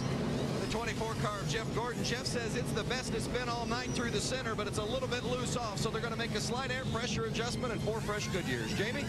Jimmy Johnson's feedback has been incredible. He's saying he's inconsistent, though, through the center, but he was worried if they adjusted it would freed up too much, but they did make a track car adjustment, 4 tires, Shannon. Right side air pressure and wedge adjustment for Denny Hamlin in the 11. He says it's just a little bit free, guys. Here we come. Race off pit road. Looks like the 24 got it. Quickest stop of the night there by Jeff Gordon. 13.3 seconds. You see the result. He gains a couple of spots on pit road. Boy, it started out great. You saw that right side. They were really fast on the right, got around there, made a great pit stop, and gets the lead off pit road. Kurt Busch also gaining 4 positions there with the 2 car getting a job done. Well, let's go over the wall with Mark Hollywood Armstrong, who changed his tires for Robbie Gordon, who's back on the lead lap.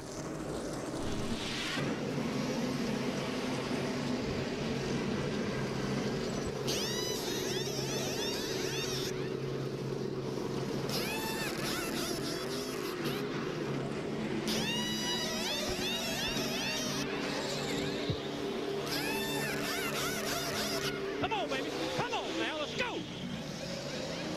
Come on. That's how they get it done in a hurry on pit road. Robbie Gordon, by the way, back in 26th position. And we told you it was the best pit stop of the night for Jeff Gordon. 13.3 seconds. Those guys know they got it done.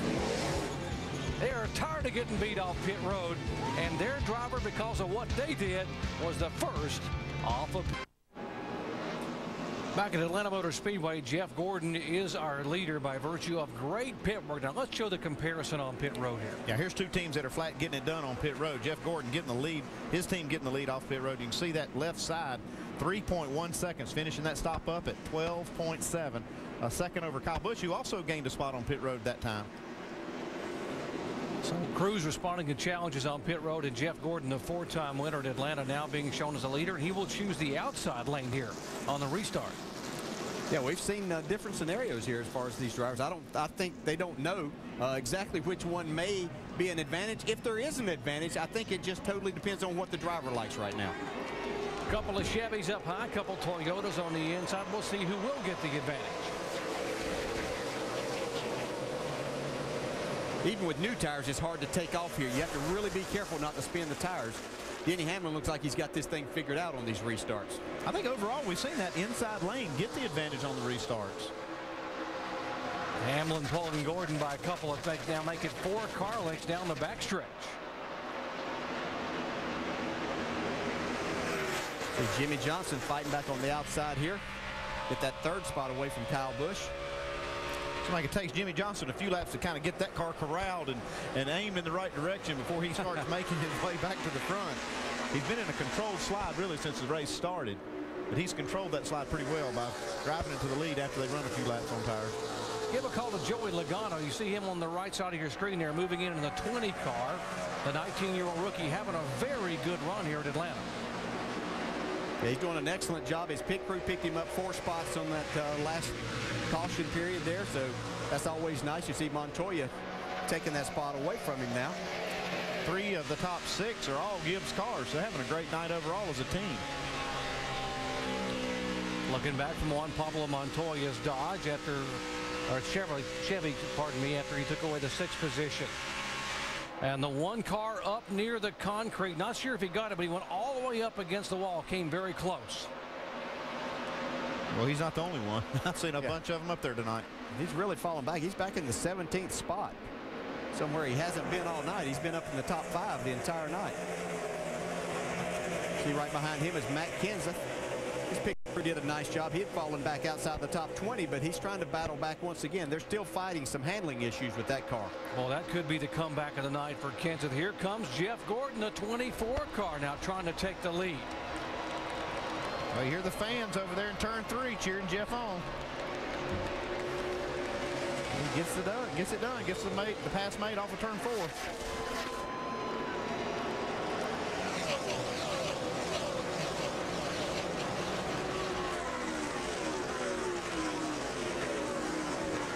There's the 29 car of Kevin Harvick, who was in the top 10 when he came on the pit road a moment ago and had some issues on pit road, and now being shown back in 14th position. He's coming forward. He's actually had a pretty decent car all night. It's not that he's been up in the top 5 battling, but he's been working his way up here. He's got a good view of Junior up there against the wall. I mean, you can't really put a piece of paper between that 88 car and the wall. Harvick probably like to take his Nationwide car from last night and race these boys as bad as that thing was, huh? That thing was so fast last night. Dale Earnhardt Jr. finishing 3rd here in the NASCAR Nationwide Series race behind Kevin Harvick and Kyle Busch. Once again, see David Stremme in this mix also. He's having a really good night as he takes the spot away from Casey Kane. We're trying to take the spot away.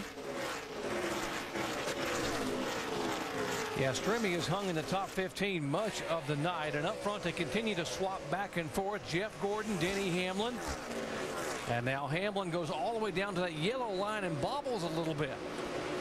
That bottom lane is very, very bumpy. And that's why it's so hard to stay down there.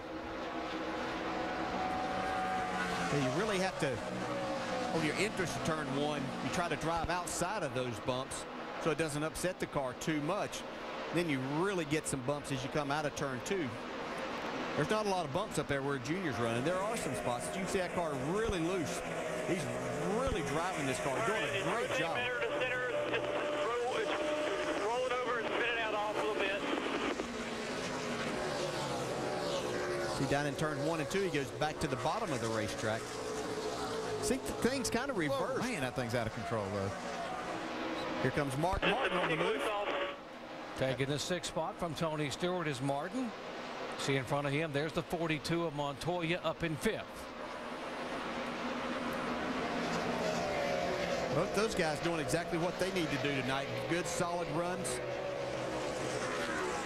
They don't want to have to just fight all night at Richmond next Saturday night to get themselves situated in the chase. Montoya and Mark both well in the top 10 here. If Mark Martin were to get into the chase, and he should be right now, he could be the #1 seed with his 4 wins if Kyle Busch does not make it. Jeff Gordon, our leader, back in a moment.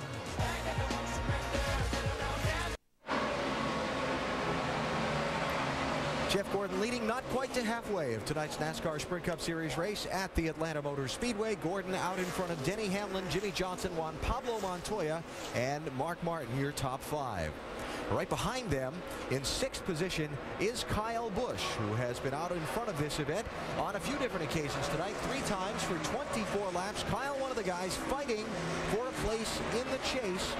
He started this race just outside the cut in that race to the chase, and we're going to award our Gillette in the clutch moment move tonight to Kyle Busch's pit crew, because 3 different times in this race he's come down pit road not leading, and he's going out of pit road with the #1 spot. No, man, everybody's got to have a pit crew, and that is such a good feeling for a driver to be running good in a racetrack and don't give it up on pit road, and they've been helping him out all night long. To find out how your favorite athletes prepare for success, go to ESPN.com and search Locker Room Report. Right now, though, Kyle Busch falling back a little bit in this stretch of the race. He's back to 8th position. Let's go up to speed and update some of those contenders for those final spots in the chase for the Sprint Cup. We'll start with Jamie Little at Juan Pablo Montoya's pit. Well, you guys just mentioned him. He has come to life. He's been kind of hovering around the 10th place position, but his car, they have been adjusting track bar adjustment. He said it's better. He just needs a little more forward bite. This is his favorite car. They call it the Indy car, Vince. Well, the 5 car, Mark Martin is running 5th. Atlanta, one of the toughest challenges for crew chief Alan Gustafson. High-speed track, low grip, new tire, the unknown of night racing. He said you can really miss here and have a miserable night, but they haven't missed. To Gustafson's credit, Mark Martin is running 5th. And Brian Vickers right now running 7th, and he too is coming to life. They've been adjusting, making air pressure and wedge every single stop. He finished 5th here in the spring, but they opted to bring a different car, and so far it's working out for him. But in the points, he's currently 14th. Dave? Kyle Busch runs back in the 8th position now. His issue has mostly, actually been all over the place. He actually wants them to check the track bar height when they get back to the shop. They've been mostly down on it, up just a little. He thinks something's a little wrong with it right now. He's still 13th in the points as they run right now. Now, Casey Kane is 10th in the championship right now. He's in, but trying to hang on. His car has been mostly loose all night long, but he's also had a brake issue. He says, I've hardly been on them, but every once in a while, it just goes to the floor, and that is disconcerting. Vince? Well, the 17 of Matt Kenseth comes into this race 12th in points on the bubble. He says, Drew Blickensderfer, the crew chief, says that there is definitely stress on this team, and the crew guys have felt it, but he's trying to talk to his pit crew guys about don't be tense about it, because we don't want to make mistakes on pit lane because of the fact that we are indeed wrapped up in the tension of being in the chase. Now, the 39 car of Ryan Newman came into this race 7th in points. Pretty solid, 84 points up on 13th place Kyle Busch. They came here with a brand new car, and Ryan Newman said he felt good. Obviously, they're here to win. Those valuable points of winning races would come in handy at the chase. Dave? Vince, Greg Biffle has had a bad night. They had a bad practice session. Their car has not gotten any better. Mostly loose. They started the day 8th in the points. They have fallen to 11th. They've not been able to get that car right, and at times Greg had just said, I can hardly drive the thing. Doc? A lot of issues for Greg Biffle, and not a good time to be having issues here at Atlanta Motor Speedway. Now that was an update on the drivers who are in the bubble or as far as trying to get into the chase up front. The guy they're chasing on the racetrack, Jeff Gordon. Remember earlier in the year, it was Jeff Gordon who snapped a 47 race winless streak on a 1.5-mile racetrack in Texas. He's on a 1.5-mile track here tonight. Here are the current standings for the AT&T Fastest Pit Crew of the Year. Points are accumulated by the team who wins a race by fan voting and by an ESPN pick. And you see right now Jeff Gordon leads Earnhardt Jr., Stewart, and Matt Kenseth. You can make your pick for the AT&T Fastest Pit Crew of the Year by texting the car number for the pit crew you think is fastest and most valuable in each race to 2258. Standard messaging rates do apply. Jeff Gordon is a leader here at Atlanta Motor Speedway. It is Hamlin in second. And this 88 car of Dale Earnhardt Jr. has been on the move, and he is coming in a hurry. He's in the top 5, and he's just passed Jimmy Johnson. He was working the outside of the racetrack, I mean, way up against the wall, coming like a freight train and passed a ton of cars. And then he finally gets up here and he starts working the bottom a little bit. But here's another car that's been flying. How about Kevin Harvick, DJ? He came out of the pits in 15th position, and he is picking them off one by one. He's now all the way up to 3rd spot. And just riding the same line that he ran last night when he dominated the nationwide race. He's got this car hooked up on the bottom of the racetrack. And he is coming. He's been 4 5/10 faster than the leader here most laps recently. Best run Kevin Harvick has had in probably a month and a half. He only has 2 top 5 finishes all year. He had a 2nd at Daytona and a 4th here at Atlanta back in the spring. I was talking to Richard Childress earlier today, and he felt like that he and Harvick had kind of got on the same page. Been a lot of stuff out there. Was Kevin leaving? Was he staying for next year? He assured me Kevin's obviously staying there for next year, and they got a lot of things worked out as we come to the halfway point of this race. But he felt like they were really going to have a solid night. It's amazing how when you configure the cobwebs and get everybody on the same page with the meeting he had this week with Childress and the whole organization, that things tend to improve on the racetrack. Yeah, and as we said, look at these speeds, Andy. They talk about that, how things have fallen off, but the biggest thing is Kevin Harvick's car is not falling off as bad as Jeff Gordon and Denny Hamlin. Yeah, you can see on lap 162, he's almost 3 miles an hour faster than Jeff Gordon. So his car is really hooked up now, and it's finally, you know, Harvick really likes the bottom of the racetrack, and he worked it to perfection last night, and it's taken him a while this race to get his car to do what he really wants it to do, to try to run that same line and be as effective as he was last night. You can see he's right below that yellow line, Harvick is. Here's a battle for 8th position. Juan Pablo Montoya in the 42, and he will lose that spot to the 00 of David Rudiman. Yeah, this is really Rudiman's first time into the top 10 tonight, but he's made a nice run, made some adjustments on his car, and got him where he's got a lot more speed to it. So good to see David Rudiman up in the top 10. Rudiman has gained a spot in the point standings. He's now being shown 147 back of 12th position. Boy, it's really tightened up front. You see Hamlin's already caught the 24 again. And here comes that 29. He's going to blow right by both of these guys. You can see Gordon's really started to struggle here. His car was fast there for about 25, 30 laps, and now he's starting to fall off some. Denny Hamlin's making his way back to him. Don't know if he's going to get the lead back before Kevin Harvick passes him, though. Got to believe Kevin Harvick is hungry to lead a lap. He has led only one race all year long. That was 9 laps at Las Vegas. None since. That's a long dry spell for Harvick.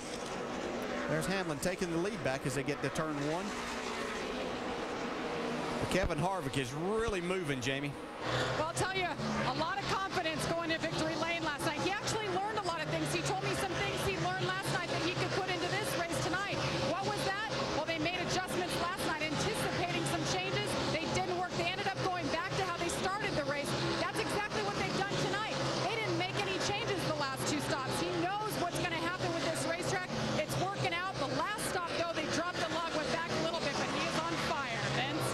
For the 24 of Jeff Gordon, as you see him right there in the mix of that threesome for the battle for the lead. Gordon says the car is loose off, and obviously the positions are starting to fall away from him as Hamlin and Harvick have gone by. But Steve Letarte, very calm on the radio, the crew chief, telling Gordon, hey, we just passed the halfway point in the race and the halfway point on these tires. We got a long way to go. Hang in there, be patient. We're good. We'll be back. You got to believe that Gordon's car, the way it's been tonight, they will be. See the 83 now moving into the picture. Brian Vickers. We talked about how he was trying to get into the chase. 39 points out headed into the night, and now the 83 car being shown just 8 points back of being in the top 12. There is Brian Vickers, and what a run he has had the last 7 or 8 races. It really has, and even tonight he made a real run at the beginning of the race, but then he kind of fell back. Looked like they made some wrong adjustments, but they've made the right ones now, as you see him trying to take that 3rd spot away from Jeff Gordon. I'll tell you, this run by Harvick is still amazing. Since the restart, he has gained 17 positions to take the lead. I mean, he has really got his car rolling. A great battle for second. Oh, right up against the wall. He takes that 2nd spot away. And as of right now, if things quit, he would have himself in that 12th spot in the chase. So he's doing exactly what he's had to do, race his way in there, and they've made the adjustments, and Brian Vickers doing a great job. Brian Vickers has never made the chase. This is the 6th year in NASCAR's playoff format. It's going to be a landmark year for him, coming off the great runs he's had the last 5 or 6 weeks in a row. While these cars are moving toward the front, one car that's been really struggling and starting to drop back a little bit is Jimmy Johnson here in the 48. This is by far the worst run for Jimmy. Oh my gosh, look at that car get sideways. I don't know how he holds on to that. Yeah, I think this is going back, and we see Vickers going forward. We see Harvick going forward, Jimmy Johnson going backwards. We're just seeing, I think, it's the different sets of tires these guys put on, and probably the racetrack changing a little bit as it's even cooling down more. We see David Streamy trying to take that 10th spot away from Jimmy Johnson right now. Yeah, David Streamy having a good solid run tonight.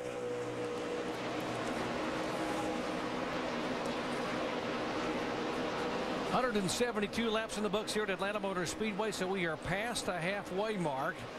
Jimmy Johnson struggling a little bit, and it is this guy, Kevin Harvick, that is looking like the Kevin Harvick of old. As Harvick came out of pits in 15th position and is now being shown as our leader. You could be too. Go to I'mDriving1.com to hear what the stars of Ford Racing have to say and register to win your own 2010 Ford Taurus. Past the halfway point, NASCAR Sprint Cup Series at Atlanta, presented by Pennzoil. Here is Kevin Harvick, our leader. Brian Vickers in 2nd spot. Denny Hamlin is 3rd. And Dale Earnhardt Jr. is like a rocket all of a sudden. He goes to the top of the track and to the bottom and back to the top. But he is coming in a hurry. He's coming to the front, but he's having to wheel this car. He's been sideways numerous times. See just how close he is there. You hear him working the throttle as he tries to get through the center of the corner and on the exit. All the drivers are earning their keep tonight. Yeah, this is a hard race. This is a long, hard 500 miles at this racetrack, especially whenever you've got the car sliding around this much, Vince. Well, this is an example of teamwork. As you see the guy behind the wheel getting a lot of credit tonight, but this team has worked from the shop right to the racetrack to get this particular race car ready. It's a brand new car. First time it was on the track was this weekend, and Lance McGrew was very excited to see the performance that it would put forth tonight. McGrew, the scoreboard, despite the fact they were 3rd at Michigan, 9th at Bristol, but he says we've been a lot better for a while now, but the results are just starting to show. And I'll tell you what, Dale Jr.'s smiling a lot more too when you see him, and a confident driver always helps. Hey, he probably wasn't smiling when the back end just got free there, was he? He's probably smiling after it didn't spin out, I'll guarantee you. But man, he's doing his job, and just goes to show you, a lot of people out here were questioning Junior, his commitment and driving ability and all of that, as we watch him really work at throttle through there. But Junior showing he can get the job done. There's our pole sitter getting lapped by Kevin Harvick. That's this car. That one car has just fell off the map the last few laps. Yeah, hard to believe Martin Truex, who led 3 times for 68 laps, has suddenly gotten so bad. Let's listen in. So loose. Look, I got flat rear tires. Got no rear grip at all. None. Zero. Wrecking, getting in the corner and plowing in the middle. I don't know. Something's wrong with the car. The only way to fix it, I think, is to stop and start over. I can't figure it out. They did make a track bar in that last pit stop, track bar adjustment to try to help the handling, but this car is just bad. They're thinking about coming down pit road about lap 187 to try to get it fixed up for Martin Truex Jr., but he is hanging on out there. Hanging hanging on is the key word. That's just, man, you get this thing there. Look how loose the race car is. We talk about everybody being loose, but that car is just ready to wreck. Man. And this car ran in the top 5 all night long until this particular run, and now he's gotten lapped. And the 48 also just barely hanging on, DJ. He has been sideways the last 2 times he's come off the corner. Now, this is one of the longest green flag runs we've had. They're going to actually have to make a green flag pit stop here in the next 10 laps. How much slower he is than Kevin Harvick. 5 miles an hour slower that last lap than what Kevin Harvick, our leader.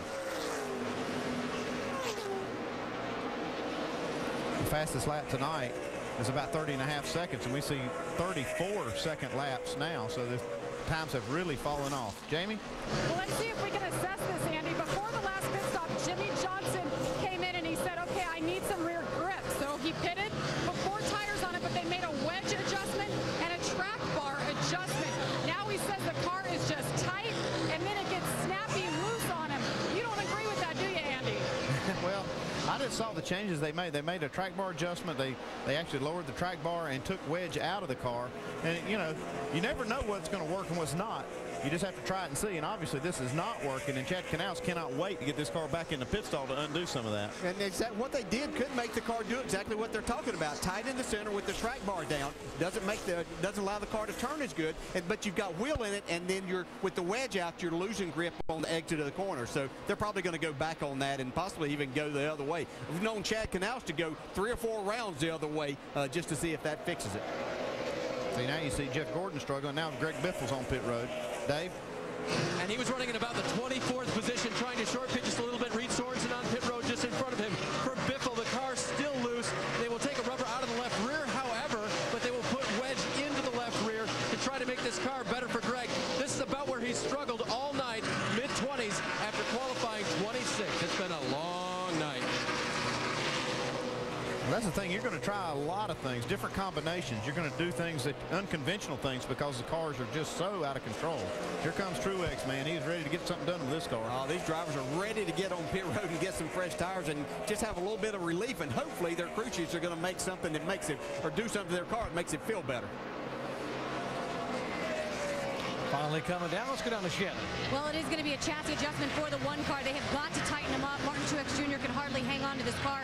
You see that wrench in the back window. It's also going to be 4 tires. He said he felt like he had no air pressure in those rear tires. That's how loose he was, just sliding all over the racetrack. Started off with a great car, Vince.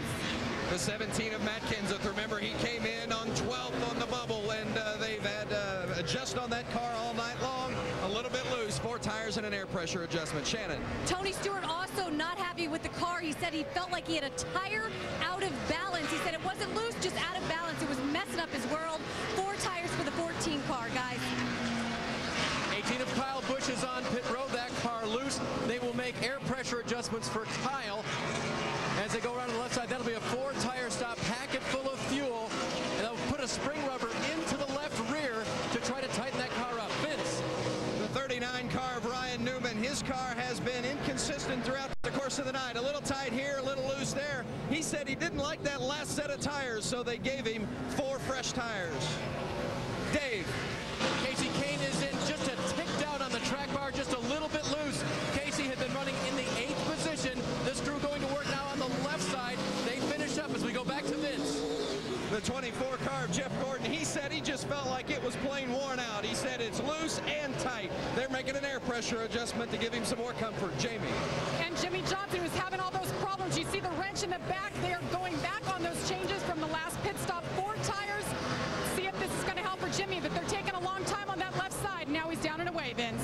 The 5 car of Mark Martin has been real strong tonight, running up around the top 5. He told his team, don't overdo it. The car is okay. Let's see what happens. 4 tires and fuel, a little bit of an air pressure adjustment for the 5 car of Mark Martin. Shannon. Well, I'm sure it doesn't surprise you to hear that Denny Hamlin is loose. They're going to make chassis adjustment, track bar, and wedge. 4 tires for the number 11 car. This team had such a great run going. The car is just loosening up. Jamie. And your leader, Kevin Harvick, locked him up coming in. He came in hot. 2nd time this year. He has led laps here again. No changes. He's so happy with this car. You see him there going around to the left side, putting 4 tires on, filling it up with Sunoco fuel.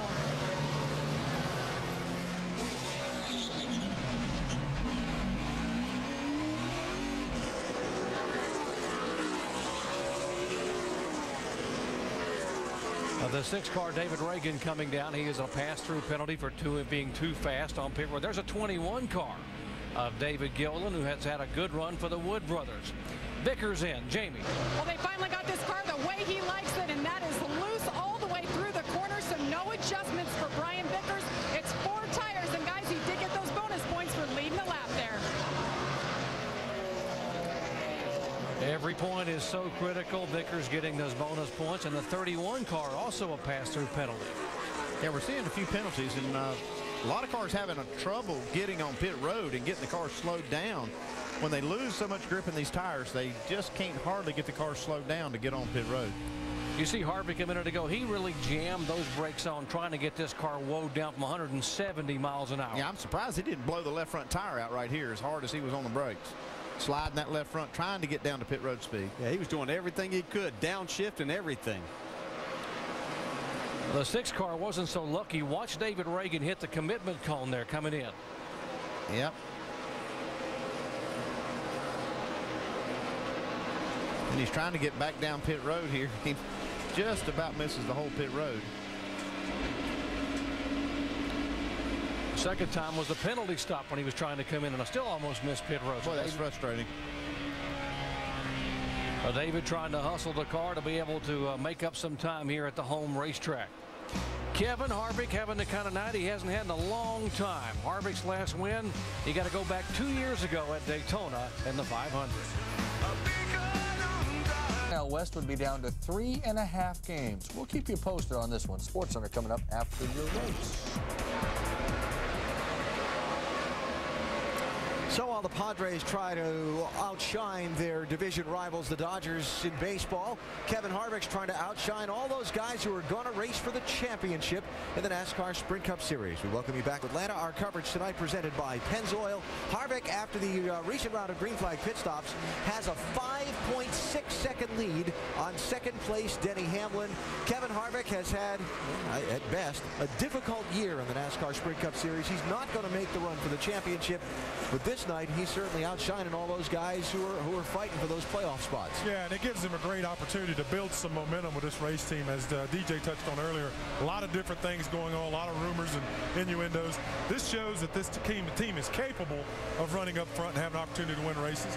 And so it's good to see this for RCR, as well as Matt Kenseth, who I said earlier was in a lot of trouble. Guys, he's in 9th spot. He and Drew Blickensderfer have worked their rear ends off and got it back together. Let's show you those standings in the race for the chase. Remember that we came into this race with 9 drivers fighting for the final 6 spots, and you see the plus minus, the change in position on the night, and look how close the point totals are as well. Boy, you got that right. Take a look at Greg Biffle, though. Now he's down to 12th, and he just got lapped on the racetrack a little while ago by Kevin Harvick, so he's a little bit of trouble right now, a little nervous ground right there. Hey guys, you only showed the 7th, up to 6 now. Carl Edwards had trouble. I mean, we're talking 83 points difference from 8th or from 6th now to 12th. This thing is getting tighter and tighter and tighter. And like we said at this, trouble, Jimmy Johnson. How about that? We saw him sliding and struggling all night. Yeah, this time he just actually spun. Yeah, he's been wrecking all night. Not a scratch, though. Look at that, huh? Not yet. No, I'm okay, I think, for right now. That was me spinning. 10-4. Nice and slow, bud. So Jimmy Johnson goes for a spin and brings out caution number 6 on the night. And let's go upstairs to Doc, DJ, and Andy. No drama about the pit stops here, huh, Andy?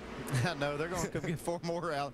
But, man, we have seen Jimmy Johnson spinning this car out all night. Finally, it's out there far enough. And now you're just loose, right? Now it just went out there far enough to bring the caution out. It's loose. Chad definitely going to believe him now. Yeah, believe him. Yeah. You know it's a tough night when the champ. The front end feels really alive for some reason. I don't know why it started so tight the last run, and now it's doing this. I can't explain that. Huh. He was saying that his car actually started out really tight the last time. The adjustments. So what happened is Jimmy Johnson looked way ahead there out in front of Carl Edwards onboard cameras. Yeah, you can see he gets sideways. Right here in front of you. Green is still out. Does a great job not to hit anything. He went from the top all the way to the apron. Didn't lose a whole lot of spots right there. That's pretty good. Started thinking, well, he's been doing it all night. He's been sliding sideways Brad all night. says they've been wrecking all night. That's pretty good, Brad. Yeah, he wins the drifting competition here at Atlanta Motor Speedway, sideways. I'll give him a 9 on that one. Well, when you win championships and things, you do things like that, you know. And sometimes you look at it and say, well, we were pretty lucky there. But Jimmy Johnson, with his skill, was able to hang on to that car, not hit anything. And they'll still be back with a chance to have a chance at winning this race probably before these next 124 laps are over. Well, they made an adjustment. They made an adjustment on the car. They came back and undid the adjustment, and the car still has issues on the racetrack.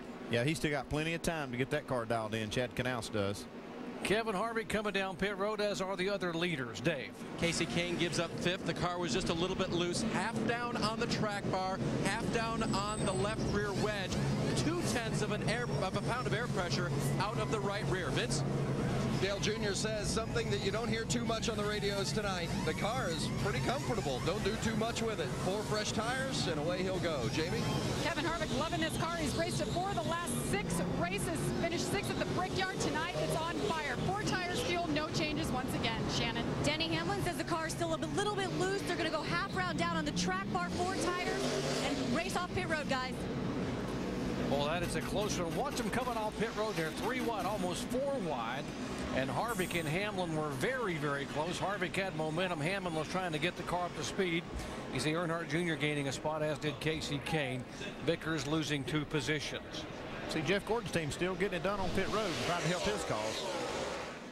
Man, this is tight right here now. Harvick nips him. So Kevin Harvick, for only the 2nd time this year, leading a race in NASCAR Sprint Cup competition. And not good news for Tony Stewart. We're being told that they are missing a lug nut. They're going to have to come back on pit road. That's a costly mistake right here. You see him struggling trying to get it back on, and the jackman let the car down, and the front tire changer just could not get that nut back up on there. So Tony will come back in. The good news is he's the points leader and already secured in the chase, but wanted to have a good run here at Atlanta. Back with a restart here in just a moment.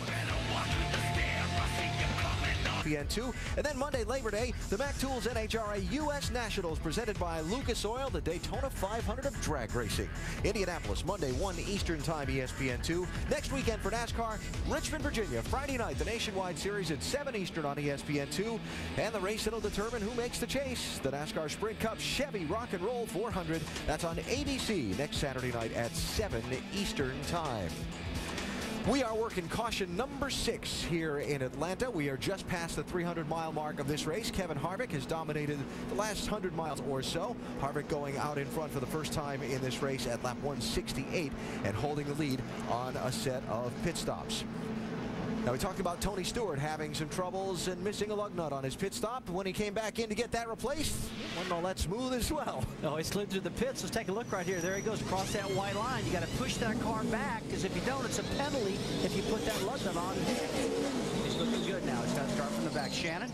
Well, Darian Grubb and this team, a couple of bad weeks on pit road and in the race itself, but I know you guys are really optimistic. How optimistic are you that you guys can rebound from this latest one?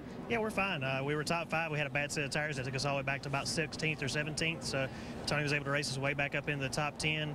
And we had a missing lug nut there, so we had to come back in. So it's not a big deal. We came back from 2 laps down here last time to finish 8th, so Tony will be fine. All right, guys, they are locked into the chase, and he's a 2-time champion, so they can certainly get it done. Vince? Dale Earnhardt Jr. having a good run with crew chief Lance McGrew. You guys haven't had to work on the car too much. How about your driver? What kind of conditions he in here with about 100 to go? Well, he's a night owl, so he's just getting warmed up, I believe. So no, I tell you what, the car's been great all night. The National Guard Chevrolet's been awesome. We got 358,000 troops around the world riding with us each and every lap, and the car's been good. So we're just doing a little bit of air pressure tweaks, and hopefully we can bring this thing home. And one of those National Guardsmen up on the box with Lance McGrew tonight. Jamie? And Gil Martin is the crew chief for our leader, Kevin Harvick. Gil, how do you explain this resurgence? 2nd time you guys have led, but you guys are leading in dominant fashion. Well, I've been needing to say this for a while. The Shell Pennzoil Chevrolet is running good tonight. But all kidding aside, our finishes hadn't reflected how we've been running the last few weeks. I mean, you look at how we finished, and it looks like we've been running terrible, but we actually haven't. We've been in a lot of crashes and stuff.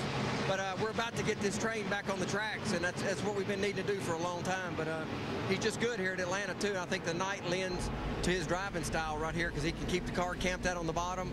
The wall is not actually working like it normally does here in the daytime, so the bottom of the racetrack is where he needs to be. Well, no adjustments the last few stops. Going to stick with the plan and see if they can hold on to victory lane tonight.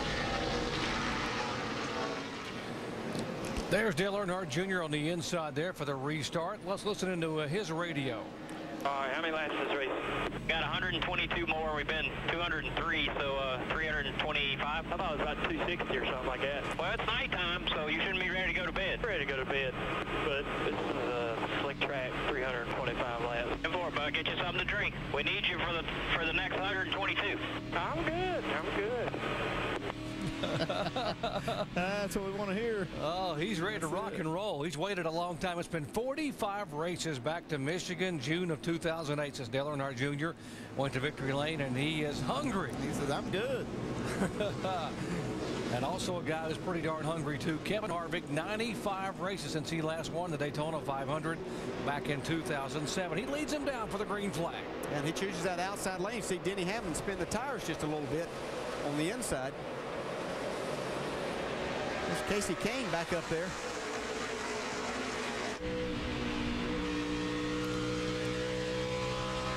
Casey gets a nice run off of turn 2. See Earnhardt Jr. moving up. The 18 there is Kyle Busch, now trying to slide down to the inside. He's trying to do that. Casey Kane takes the lead from Kevin Harvick. And Kenseth moved Kyle Busch just a little bit there. Kenseth made a nice recovery. I'm just so impressed of how they've recovered here after hitting the wall early and just totally out the lunch the first run. The 17 car was back in 31st position at one time. Yeah, and barely able to run 31st. Looks like he might get moved back here by Kyle. He didn't like that little move. Brian Vickers coming in behind Kyle Busch. The 18 car of Kyle Busch gaining 5 positions in 1 lap. Still battling side by side for 6th spot. Well, he's had a fast race car for about 10 laps, as Andy documented earlier. We'll see if they've got it fixed to where it'll run a little bit longer than that. Now, he can make that thing fly for about 10, maybe 15 laps on the outside, but then it just goes off loose and he can't keep up. But he's making the most of these fresh tires right now.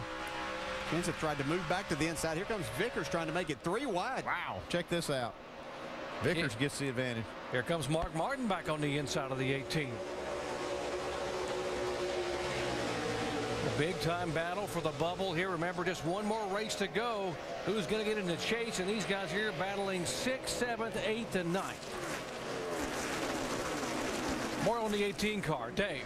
And it's been really tough for Kyle to help diagnose what it is about his race car that they can try to fix. The main issue is entering the corner too free, but once it gets in there, too tight. So that's the problem. How do you fix both sides of that? And that has been their issue all night.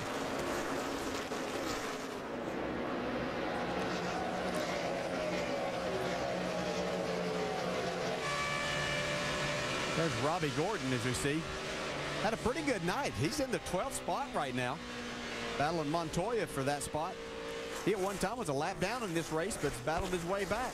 And Montoya's been basically up and down all night. He's been up in the top 5, and now we see him outside the top 10, but he's had an up and down night. And Robbie Gordon running 2 races in the same day, an off-road championship race up at Crandon, Wisconsin earlier today. That was shown on ABC. And then coming all the way to Atlanta to run the NASCAR Sprint Cup event. Yeah, Jimmy Johnson's 48 car trying to get his mojo back after dialing it out the last run.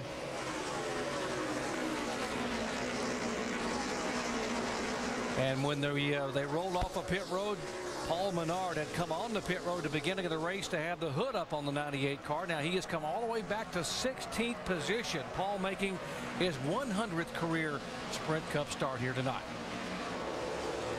Yeah, they looked like they were going to have an engine problem at the beginning of this race, maybe a plug wire off or something like that, but whatever it was, it's obviously been fixed. He had to start at the rear of the field and he's done a nice job. This guy's doing a nice job too. Casey Kane, like he was shot out of a cannon in this restart. Just over 100 laps to go here at Atlanta Motor Speedway under the lights on a Labor Day weekend. Denny Hamlin running third in his Toyota. Jeff Gordon is second in the Chevy, and they're all chasing Casey Kane.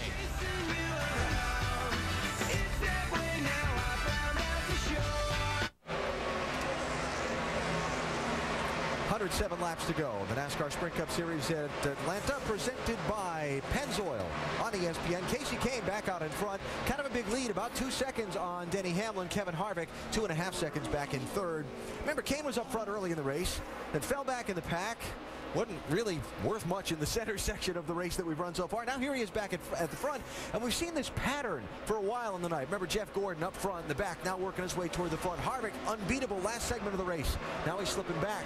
Can you explain how this happens? Well, Alan, really, as a driver, I've seen this happen before, and generally what happens, it's always the tire. Look, they got a good, durable tire here tonight. Goodyear has no doubt about that. But this is the first time they've run this particular tire at this night race. They did not run this tire the first race. And so some of the drivers are complaining about some inconsistency, and I really think that's what you're seeing right here. I mean, you look at Martin Truex up front, now he's in the back. I believe it's happening like that, guys. Yeah, if you've seen this tonight, we've heard the crew chiefs talk about it. Every time they bolt on 4 fresh tires in this race car, it seems to give them a different feel. We heard Steve Letarte saying earlier, they jacked so much wedge in the car, they don't know if they're putting it in or taking it out because there've been so many rounds on the track bar. It seems like every time they switch to a fresh set of tires, they have a different problem and they can't quite figure it out. That's right, guys. And besides that, we have seen small adjustments make a big difference at high-speed places on this new race car. So you saw Kevin Harvick take second from Denny Hamlin. Here comes Dale Jr. trying to get the 5th spot away from Jeff Gordon. Got a little company there from Mark Martin. Everybody's driving these cars. I mean, look at his hands in that race car. I mean, it's just like they're on black ice out there on the race car. Driving them cars. That's what they're paid to see. Drive them cars. That's what they're paid to do, man. It's a 4-wheel drift all the way around a mile and a half here in Atlanta. All right. So Junior to 4th, Mark Martin to 5th. Jeff Gordon gets kicked back to 6th position. Now let's look a little bit deeper, just outside of the top 10. We've talked a lot about some of the chase bubble guys tonight. We've talked about some of the guys running up front. What about some of the other guys in the field just outside the top 10, Dave? And who won the race in March and led 234 laps? Well, it wasn't David Stremme, but it was his teammate Kurt Busch, and that's where they started baseline setup for this car this weekend, and it has run in and outside the top 10 all day long. They went back on air pressure adjustment 2 runs ago, just a little bit tight for Stremme right now. Shannon? This is Paul Menard's 100th Cup start. Didn't get off to a great start. Qualified 41st, came down pit road because he thought he had an unhooked front sway bar, but slowly been making his way through the field. Car was loose. They made some chassis adjustments, and now it's come alive. Vince? The youngest Cup winner ever, Joey Logano. Not a winning setup tonight, but they have been good. They've been tweaking on the car each and every stop, and Joey has been getting better lap after lap after lap. He started 34th, currently running 16th. It's been a good night for the 20 team. An inexperienced driver, but a very experienced crew making a difference tonight. Jamie?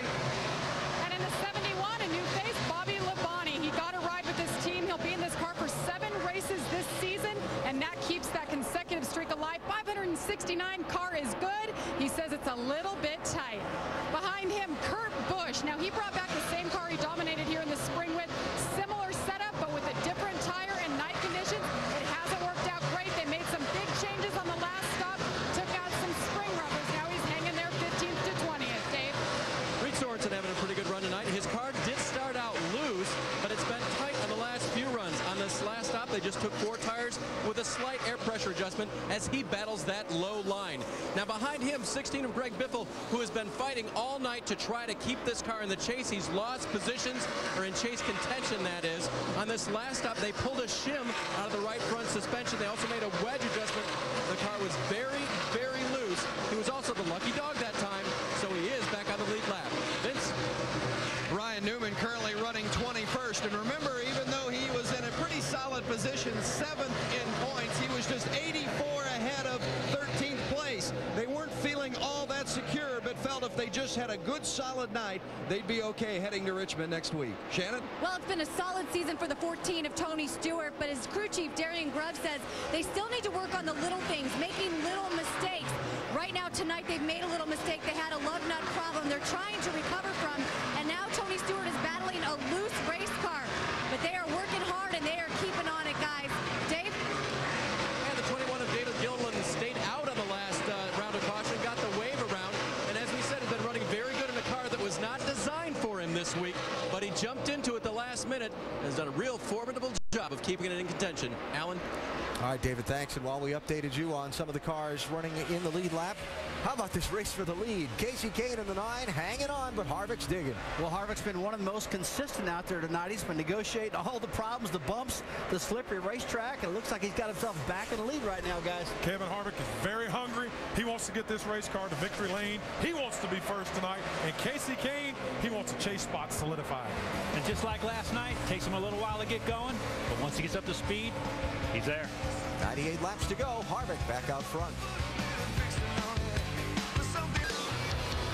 Back on a beautiful night here in Atlanta, Georgia. Atlanta Motor Speedway. Less than 95 laps to go. The NASCAR Sprint Cup Series presented by Pennzoil. And how appropriate it is presented by Pennzoil, because that's the guy who is leading right now. Kevin Harvick, after what has been a tumultuous year, now being shown as the leader, trying to get the victory lane for the first time in 95 races.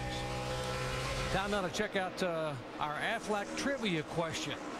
The question is, over the last 6 Fall Atlanta races, how many times has the Cup driver who led the most laps also won the race?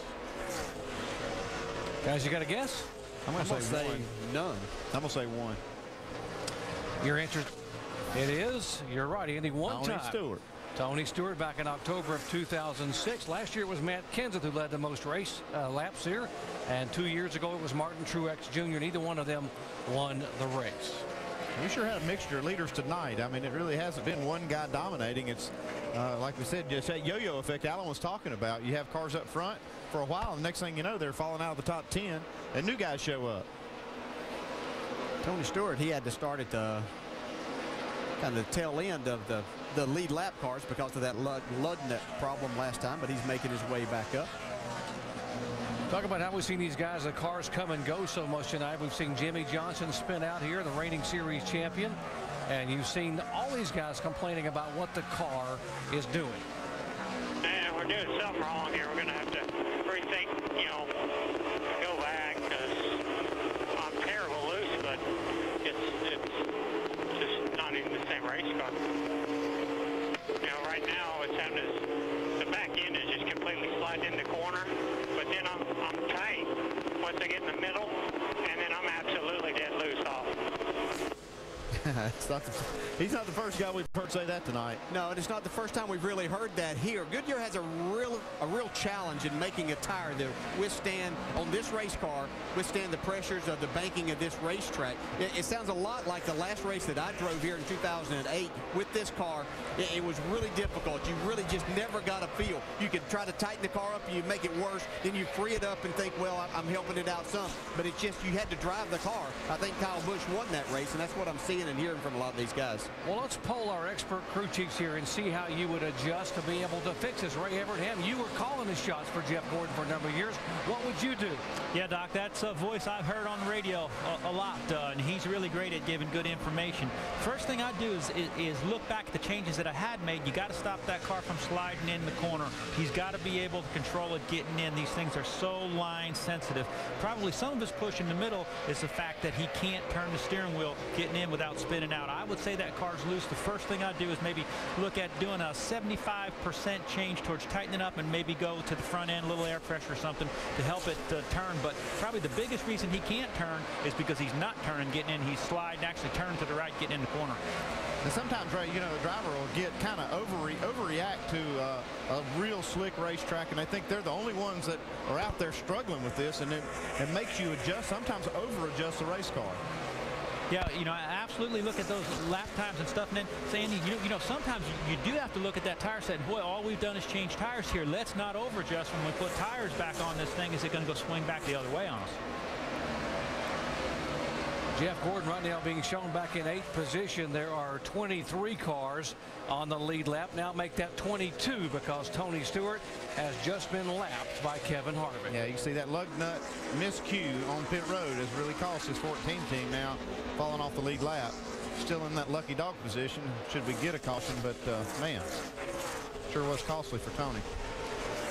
Kevin Harvick, our leader, Casey Kane running in second spot, and we told you at the beginning of the night that Juan Pablo Montoya had his very first ever NASCAR Sprint Cup Series top 10 finish at Atlanta, but he hasn't done really well since then. But that's changing tonight. Jamie. Well, Doc, talk about a team that's out to prove something and prove that they belong in the chase. They unloaded this car exactly the way it is now. They tried a couple things in practice and said there was no need. We knew exactly what we needed. Tonight he's just been chasing loose, but the car is getting better. So Brian, you see Brian Patty, the crew chief, he told me they love the fact that they're the underdogs. He said coming into this season, not one person picked us to be in the top 12, and we're going to prove them wrong. Well, they have really been a solid team this year. Brian Patty's a great crew chief. I think he's done a lot for Montoya and his attitude and everything else. I mean, this whole team has been so focused on making this chase, and so far they're doing everything right. This has been Montoya's favorite car, the one he led 116 laps at Indianapolis in prior to speeding on pit road when he could have won the Brickyard 400. And and there he's in the wall, right when we're just giving him. You might know we pat him on the back. Everything right, and then they get up against the wall. But he kept it out, and he's still a digging here. Montoya is still in third position. Kevin Harvick is the leader here at Atlanta Motor Speedway. He had a very special moment at this track back in 2003. A race here back in the spring, was being shown in the top 15 and now has had issues to bring out the yellow flag. The 43 of Reed Sorensen involved with Kurt Busch. There's a damage on Sorensen's Dodge. Yeah, I'm not sure. Reed Sorensen on the inside of Kurt Busch, and they got together coming out of turn 4 right here. And you see Kurt Busch gets totally sideways. Out of control. Yeah. And then that's when Reed Sorensen came to the scene. Really nothing Reed could do right there. Wow. Yeah, he was getting ready to spin out till Reed Sorensen got there.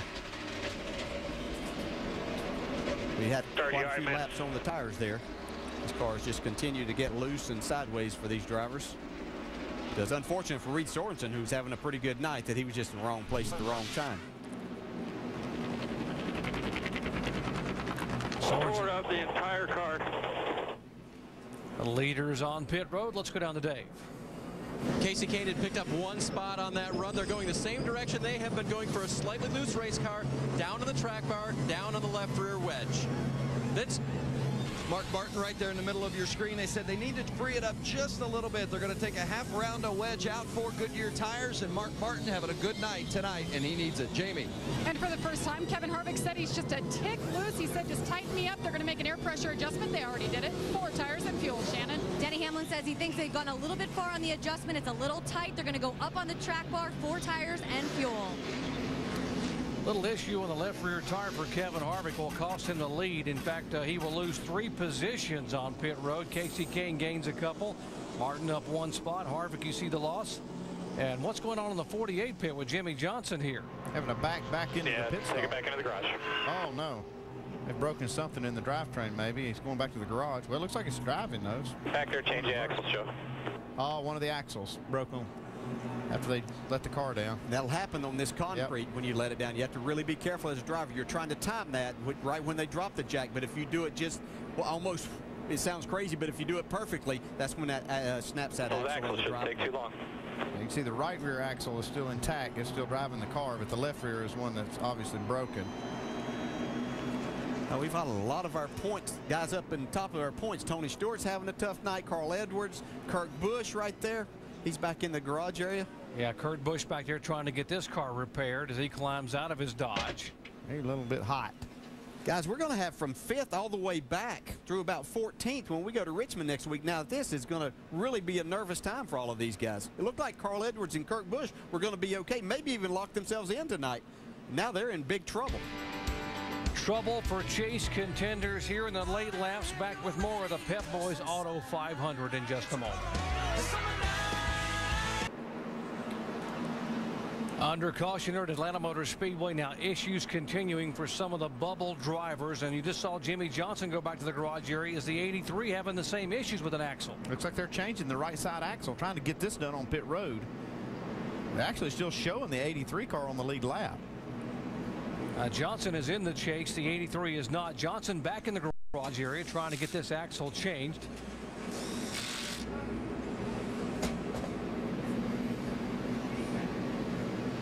Now, this is kind of weird that two of the top running teams having problems here with the same exact thing.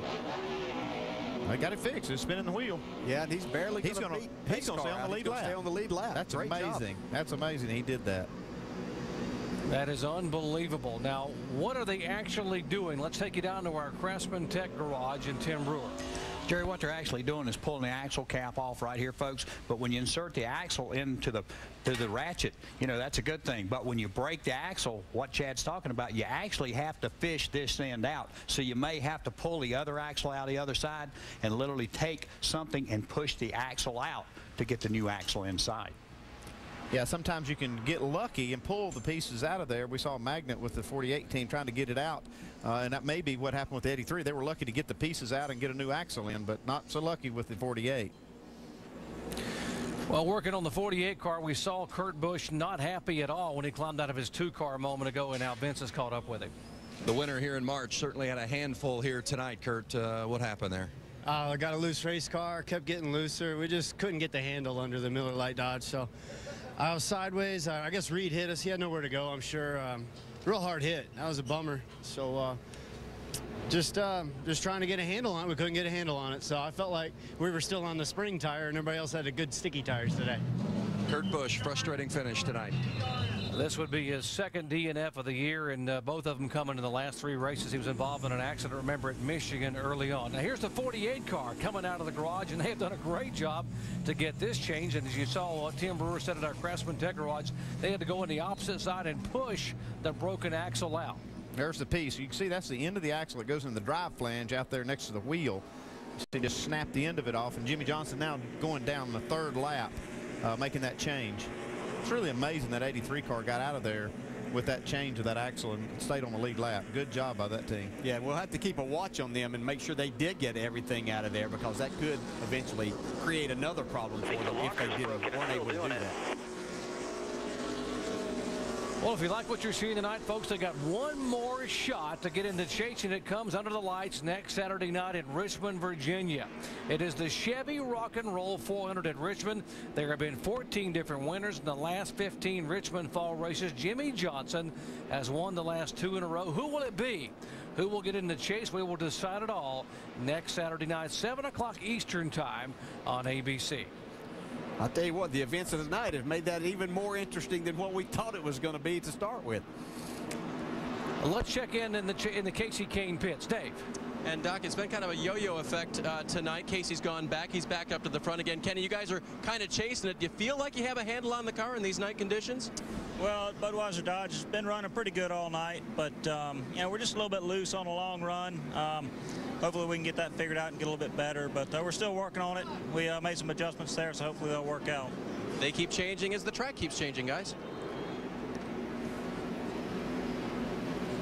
There's the 48 car coming back on the pit road during the restart as they start on the left of your screen. Montoya and Kane. And we're being told that Jimmy Johnson doesn't think the axle is fixed in his car. We'll update you momentarily. And this 9 and 42 have had a little bit of history this year of getting together. The last thing either one of them need to do, though, is get together tonight. Yeah, it's been mostly the 9 getting into the 42 in those things, and Montoya was a little perturbed about that situation, but you can see they got a clean start there. Casey Kane in the lead. Look at Kyle Busch back here, guys. Been 3 wide, passing cars. There's Junior up against the wall. Yeah, how about Matt Kenseth coming on the outside there? That's for the 4th spot. That's unbelievable. I cannot believe what a job they've done tonight. At the beginning of this race, no one would have given you a chance for Matt Kenseth to make the chase or get a top 25 finish, but he was back in 31st position. And the only reason he wasn't further back than 31st, the other guys behind him were a lap down, or he had been further back because he couldn't outrun anybody at that point in time. What a great job by these guys and Matt Kenseth. Losing a spot down to Jeff Gordon on the inside. Gordon is there, and here comes Mark Martin on the inside of Kenseth. Yeah, Matt still doesn't have the greatest car, but he's doing a tremendous job. And as usual, his pit crew's doing a fantastic job. Look making up 3 and 4 spots. Look at the back of that car, right? You can see the back bumper falling off of it. They've been taping it back on. They've smacked the right side of the car hard early in the race, and now just making a great recovery. Matt's still digging hard. Here comes Denny Hamlin trying to get his way back up there. You see Mark Marquez on the outside who got loose there. Yeah, Mark just got a, looks like he may have even gotten to the side of Denny Hamlin. Let's update Kenseth, Vince. Well, one of the interesting things about this team is that they have undoubtedly been feeling the pressure of where they are positioned in the points race, 12th in the standings. But crew chief Drew Blickensderfer told me one of the things that's kept them calm and has reduced the tension is the even demeanor of Matt Kenseth. But I can tell you tonight, there have been a couple of times on the radio that demeanor wasn't so even. He has had an evil race car at times tonight, but they have continued to work on it. No one has gotten rattled in the seat or in the pit box, and this team has had a winning type effort tonight. Not a first place effort, but an effort that's going to be good enough as it goes now to keep them in position to make the chase, and that's huge considering the issues they've had. No doubt about it, Vince. Matt Kenseth, Mr. Poise, Mr. Composure. He doesn't get rattled very easily, as evidenced by this performance tonight. There's the 18 car of Kyle Busch in 7th spot. Earnhardt Jr. is 8th. Rudeman back there in 9th. You see Kenseth above him there in 10th spot. Look at Paul Menard, too. We've mentioned this already, but he had a problem on the start of the race and didn't take the green. Actually, he had to come off pit road to start at the tail end when they got the green. Doing a nice job. Yeah, Robbie Gordon right there behind him has come from a lap down to just have a great run. Dave? Yeah, I mean, Robbie Gordon was laps down and got the lucky dog on lap 105, and then the next 100 laps, he didn't lose that position. He's been banged up from a practice wreck in his off-road truck this week. He is now really loose, by the way, and as you see right there, as Joey Logano pressures him. He finished 6th in a race this weekend in his truck, and next weekend, though, he's going to go for that off-road truck championship in the SCORE International Series. David Gilliland is going to drive this car next week at Richmond, so that decision has been made. Gilliland a part-timer in the 21 this week and in the 7 next week. Well, you see these guys battle, and right behind them, I'm going to give another call to Bobby Labonte in the 71 car.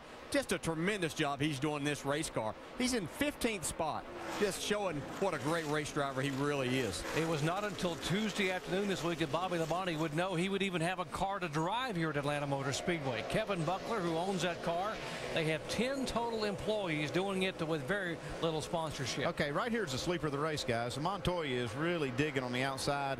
He may have the best car right now when it counts towards the end of this thing. Well, let's update the 48 situation. The 48 thought they fixed everything. They did fix the axle. They thought they broke the locker. They came in. They are changing the gears underneath the car right now. Chad Canal's crew chief said, guys, this could put the nail in the coffin.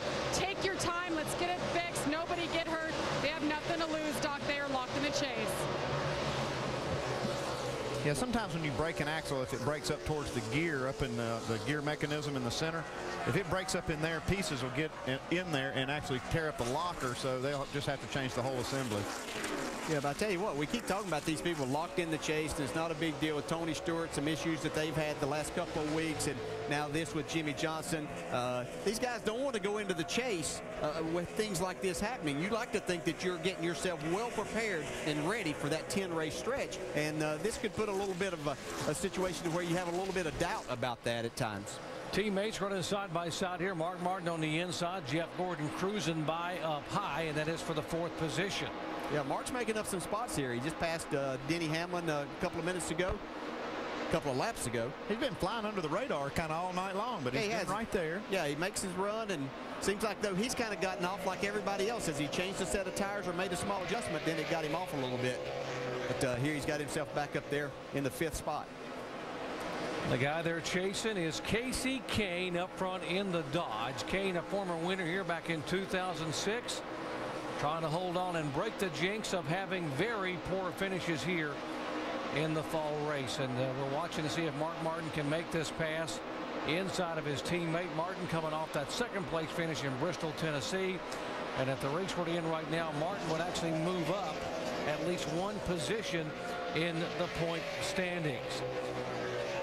100 miles to go here at Atlanta Motor Speedway, 62 laps. They're chasing Casey Kane, the NASCAR Sprint Cup Series at Atlanta, presented by Pennzoil.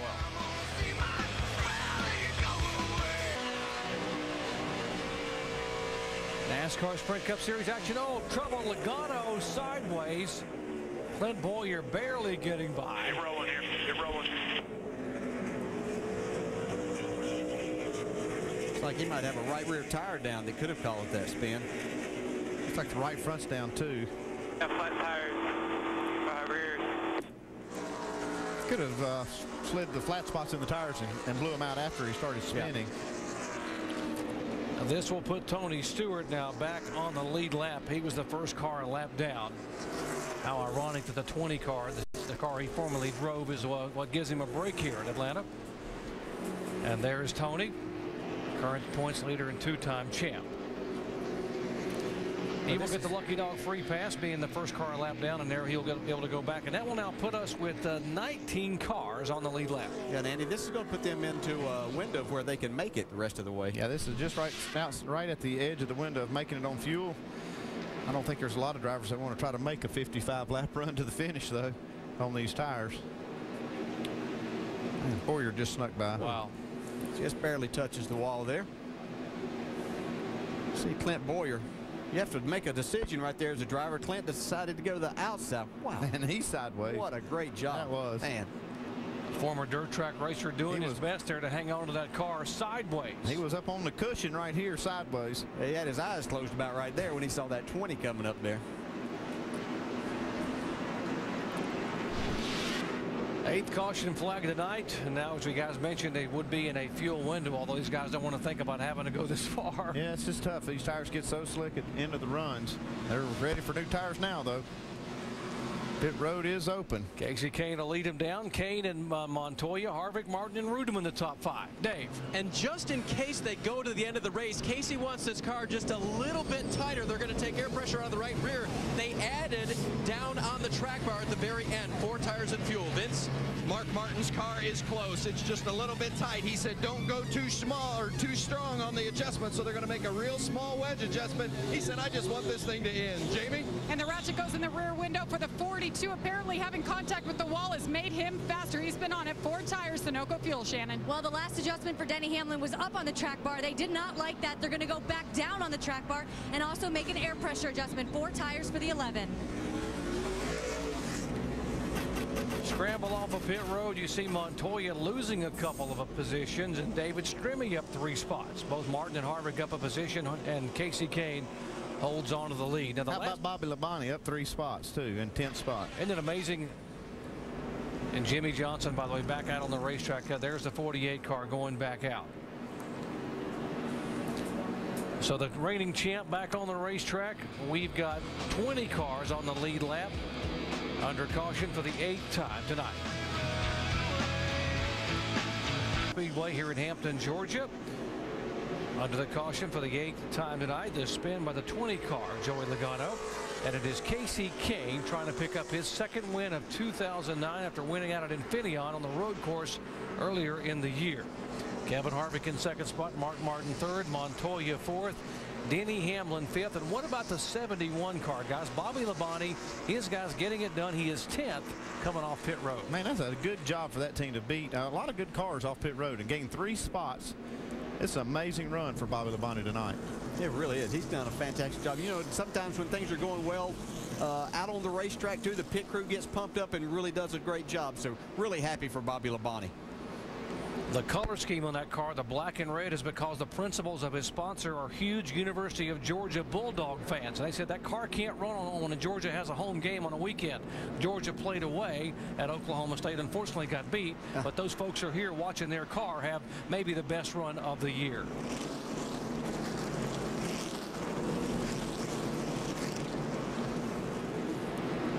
Pace car getting ready to pull away, and that is the telemetry on our leader, Casey Kane, as we will listen in and go full throttle with the Gree V12. Moving up there if you want, whatever that car is, stop up top. All righty. Okay, pace car's off.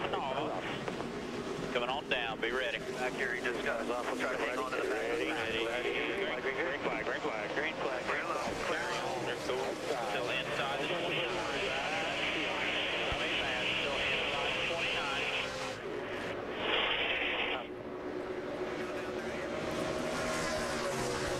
Outside.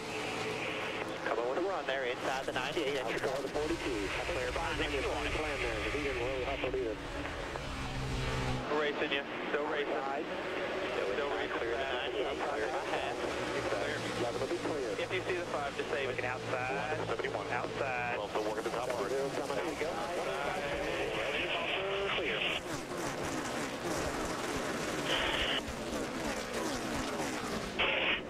racing all around the racetrack, and there's Bobby Labonte embroiled in a battle. Oh, David Strimmy almost gets him that time.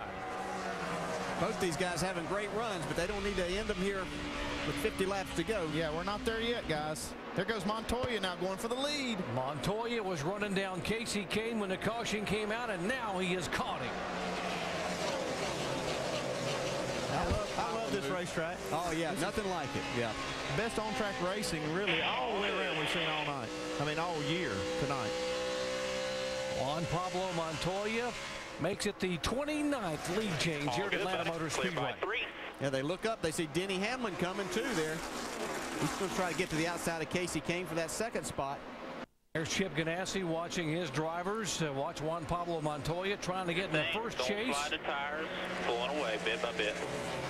Third full year as a NASCAR Sprint Cup driver, coming over from Formula One after a successful open-wheel career in CART and IndyCar. Yeah, right now, Juan Pablo would be looking at that 5th spot in the chase standings if this was to continue for these next 49 laps. There is Kyle Busch and Dale Earnhardt Jr. as they battle for position back in 8th and 9th. See Junior trying to get a run back forward again. He had moved up into the top 5 earlier, but hasn't been able to get his car any further than that here recently. And the guy that Kyle Busch has to pass to get in the top 12 in the standings is the guy he's got to pass on the racetrack, the 17 car there of Matt Kenseth. Yeah, we've talked about what a great job those guys have done. You see Junior slide up in front of Kyle Busch there. I'll tell you somebody else making a big move. David Ruderman now is moving into the 4th spot. Yeah, it seems like every restart is a different complexion of the race. You know, somebody else is jumping up in the top, somebody else is falling out, and we see Ruderman now moving into this top 5. Yeah, he's just been steady all night long, making his way up there. You know, he made his way up in the top 15, then he got in the top 10, kind of hung there between 5th and 10th for a lot of the time, and now he's up into the top 5. What a great job. Remember, it was at Charlotte Motor Speedway where Ruderman was able to pick up the win back in May. Although the rains came, he had a good run and was in position to be able to capitalize on the shortened event. Yeah, there's Mark Martin right behind him in that 5th spot, also having a good run. Kevin Harvick has fallen back there to 6th.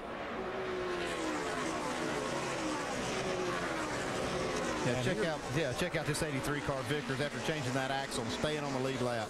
I'm telling you, that's a championship quality team that can do that and stay in contention. Yeah, that's going to be the move of the night, to be able to change an axle on pit road and not lose a lap on a 1.5 mile racetrack. Yeah, that could have been devastating to their chances of making this chase, because even going a lap down, it basically puts them out of that.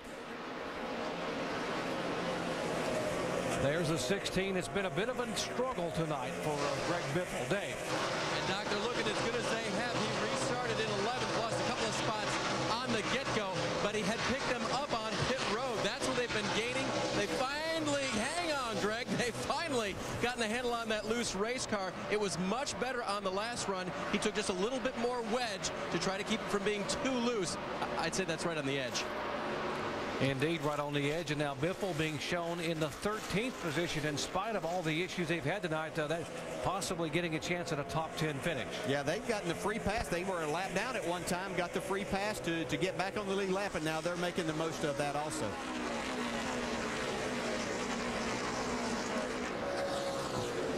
Great racing at Atlanta Motor Speedway under the lights. It is the next to the last race to be able to get in the chase. It's the race of the chase, and right now it is Juan Pablo Montoya who has pulled away to almost a 1-second lead over Casey Kane. Montoya trying to get in his very first chase for the NASCAR Sprint Cup. Jamie. And I think owner Chip Ganassi is a little bit superstitious. You don't see him show up in the pit box too often. He was in the pit at Indy when they were leading as well, so he's very serious right now. As you mentioned, this would be the first time ever making the chase for Chip Ganassi. As for the car right now, the team agreed it has gotten faster since the contact with the wall. And bad news for some of the other guys in the pack, they are good on fuel till the end. David Ruderman continuing to run awfully well. Now in 3rd position in front of Denny Hamlin. And he's got that Toyota in the wind right now. Nice time of the race to have it hooked up right at the end when the pay window's getting ready to open. Yeah, unless we have a caution, these guys won't hit pit road again. So if you've got your car good right now, it could pay big dividends. both these guys moving in now on the 9 car of Casey Kane for second spot. Battle for 12th position. David Stremme trying to hang on to it. Greg Biffle wants to take it away. How about Robbie Gordon up there rim riding too? Yeah, he's done a nice job all night of getting this car back. Here's another car that was a lap down at one time.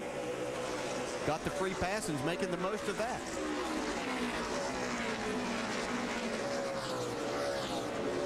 Talked about guys driving injured. Robbie Gordon rolled over his off-road truck early in the week and said he couldn't even move his head or his shoulders. He was so bruised up, had a black eye, had a lot of pulled muscles in his upper back, and yet runs the off-road event and comes here to Atlanta and is now having maybe one of the better runs he has had all year long. Yeah, and this is a very physically demanding racetrack too, along with the 500 miles that you have to run. So really nice job for Robbie. You see him closing in on David Stremme for that 12th spot. There's Bobby Labonte still digging on the bottom too, now trying to make up a spot on Biffle.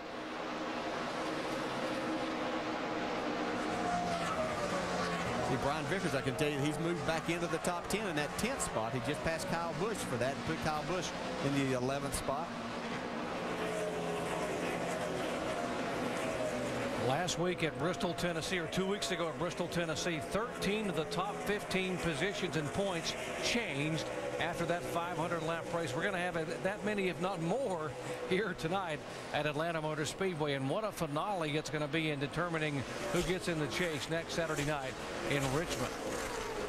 Less than 40 laps to go. It is Juan Pablo Montoya, the leader, Casey Kane, second, David Rudiman, Denny Hamlin, and Kevin Harvick in the top 5. Doesn't seem like that long ago when Kevin Harvick was just dominating the race, and now he's back. He's still running well. I mean, he's right here working on the back bumper of Denny Hamlin. Well, Montoya's moved out to almost a 2-second lead now. We have only 38 laps to go. Now, if you're leading the race, that's a long 38 laps. It could be a long 38. And still a lot can happen between now and the end of the race. Yeah, what's that? Bestwick always tells us. That's right. It's not over till it's over. I've heard how many times I heard that from him.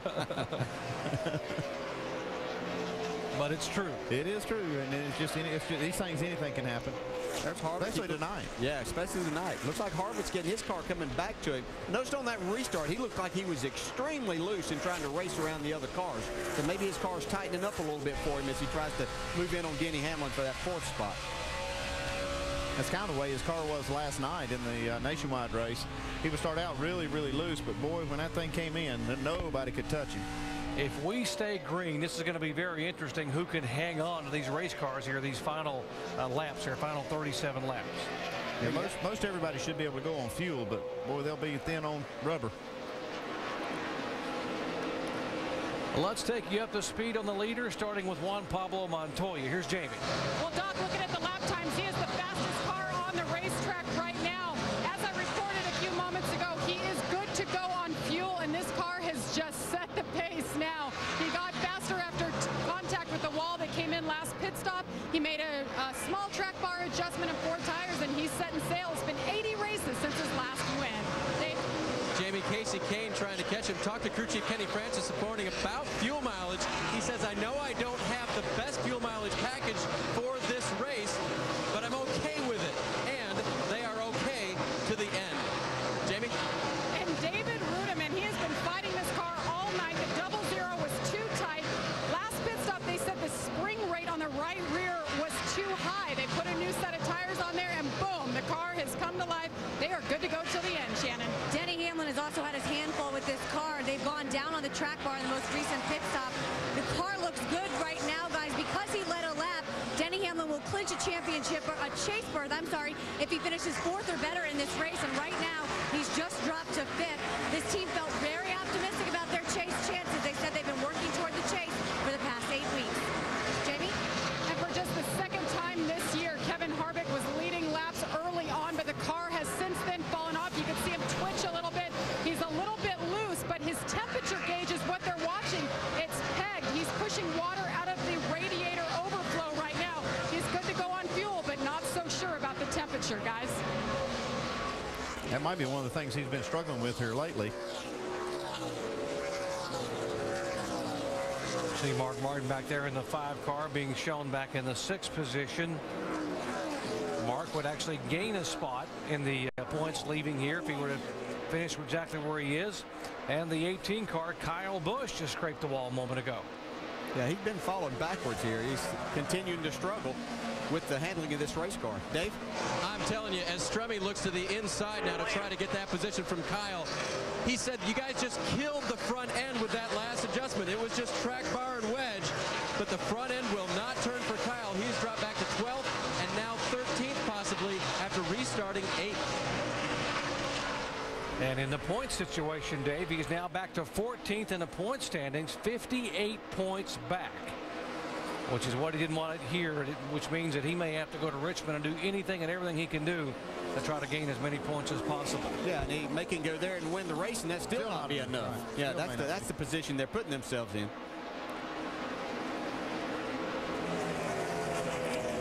And the guy in front of Kyle Busch in the point standings right now is Brian Vickers, and he is moving in now on the 24 car of Jeff Gordon. That would be for the 9th spot. Well, that'd be another valuable 4 points if he's able to get that spot away from Jeff Gordon in these next 31 laps. So Brian Vickers hasn't backed into. If he makes the chase this year, he will have definitely earned it. 6 poles on the year, a series leading 6 poles. The top 10 finishes, 5 of the last 7 races. The win at Michigan. Should have had a better finish than he had 2 weeks ago at Bristol. Had issues late in the race. Yeah, he knows he needs, even though this is a great run, a top 10 would be a good run. He needs something better tonight and next week if he's going to make the chase. He knows he needs top 5 finishes here tonight and next week. Yeah, if he goes on and whatever happens, he's going to, even tonight, getting back to the top 10, he has to give that pit crew a nice assist on the job that they did in getting that axle changed for him. They're keeping him alive, that's for sure. So he gets a good run off of turn 4. Looks like he's going to try to get to the outside of Jeff Gordon right here. Montoya's still leading the race, but he's lost a little bit of that 2-second lead he had. It's down to 1.5 seconds now over Casey Kane.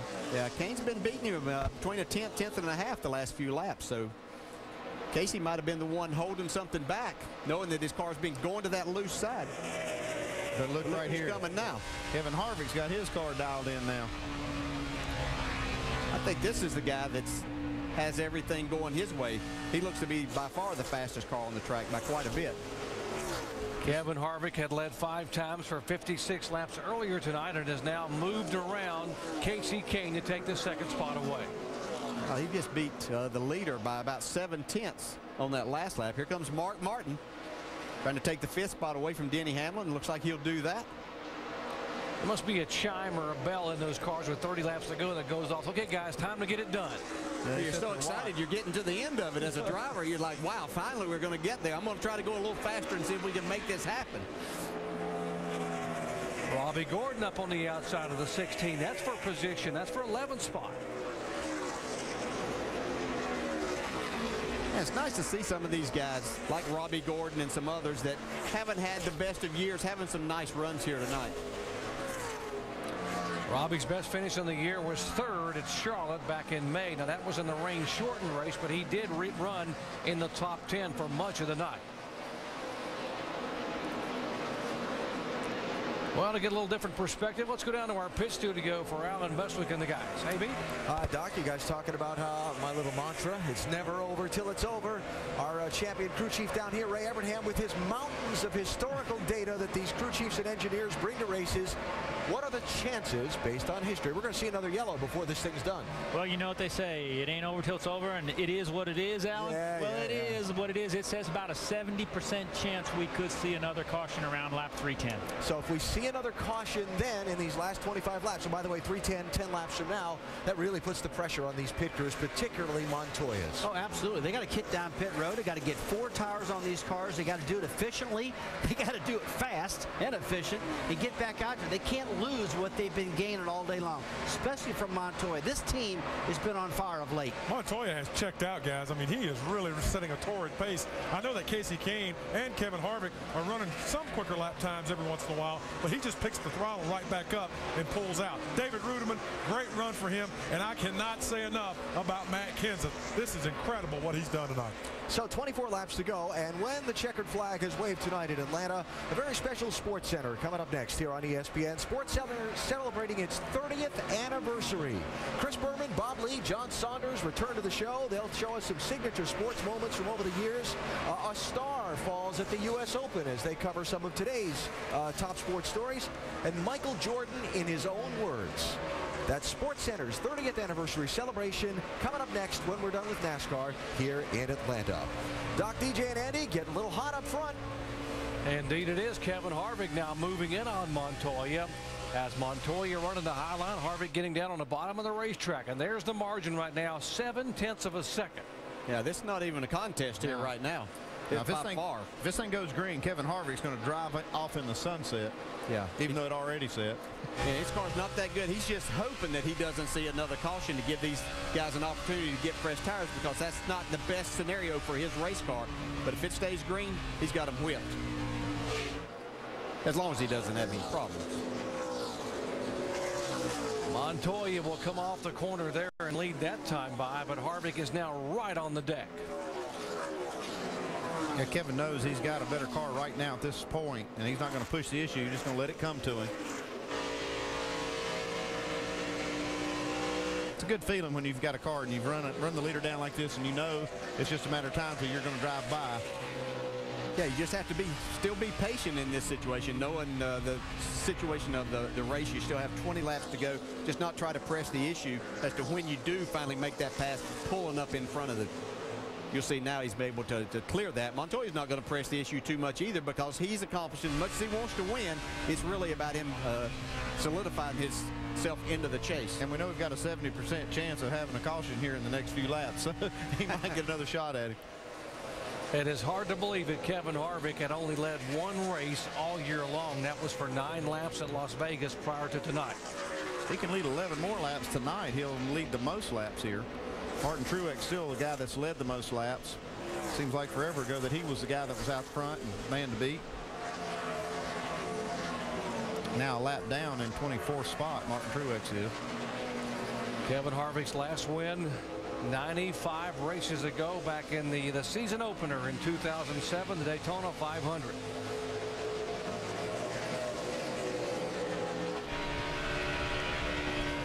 Here we're riding with David Reagan, who has had a tough night. He's got caught speeding on pit road, had to make a pass-through penalty there.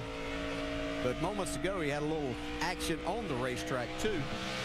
Watch him as he comes off the corner here. Watch his car get sideways, guys. Whoa.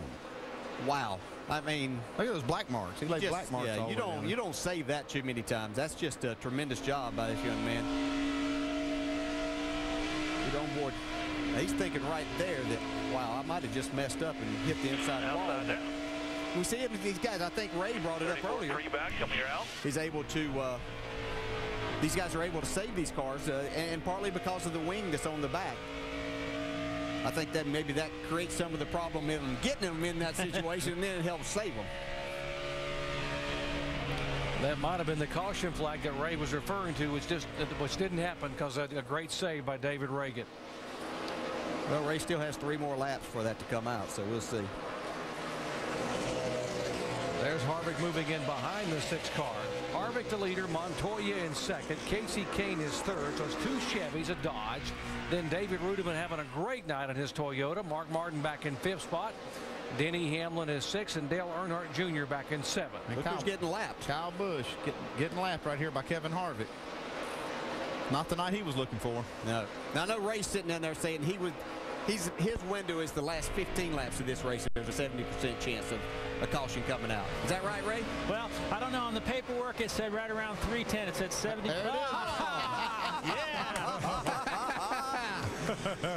Don't you love it when a plan comes together, Ray? How about that? Hey, man.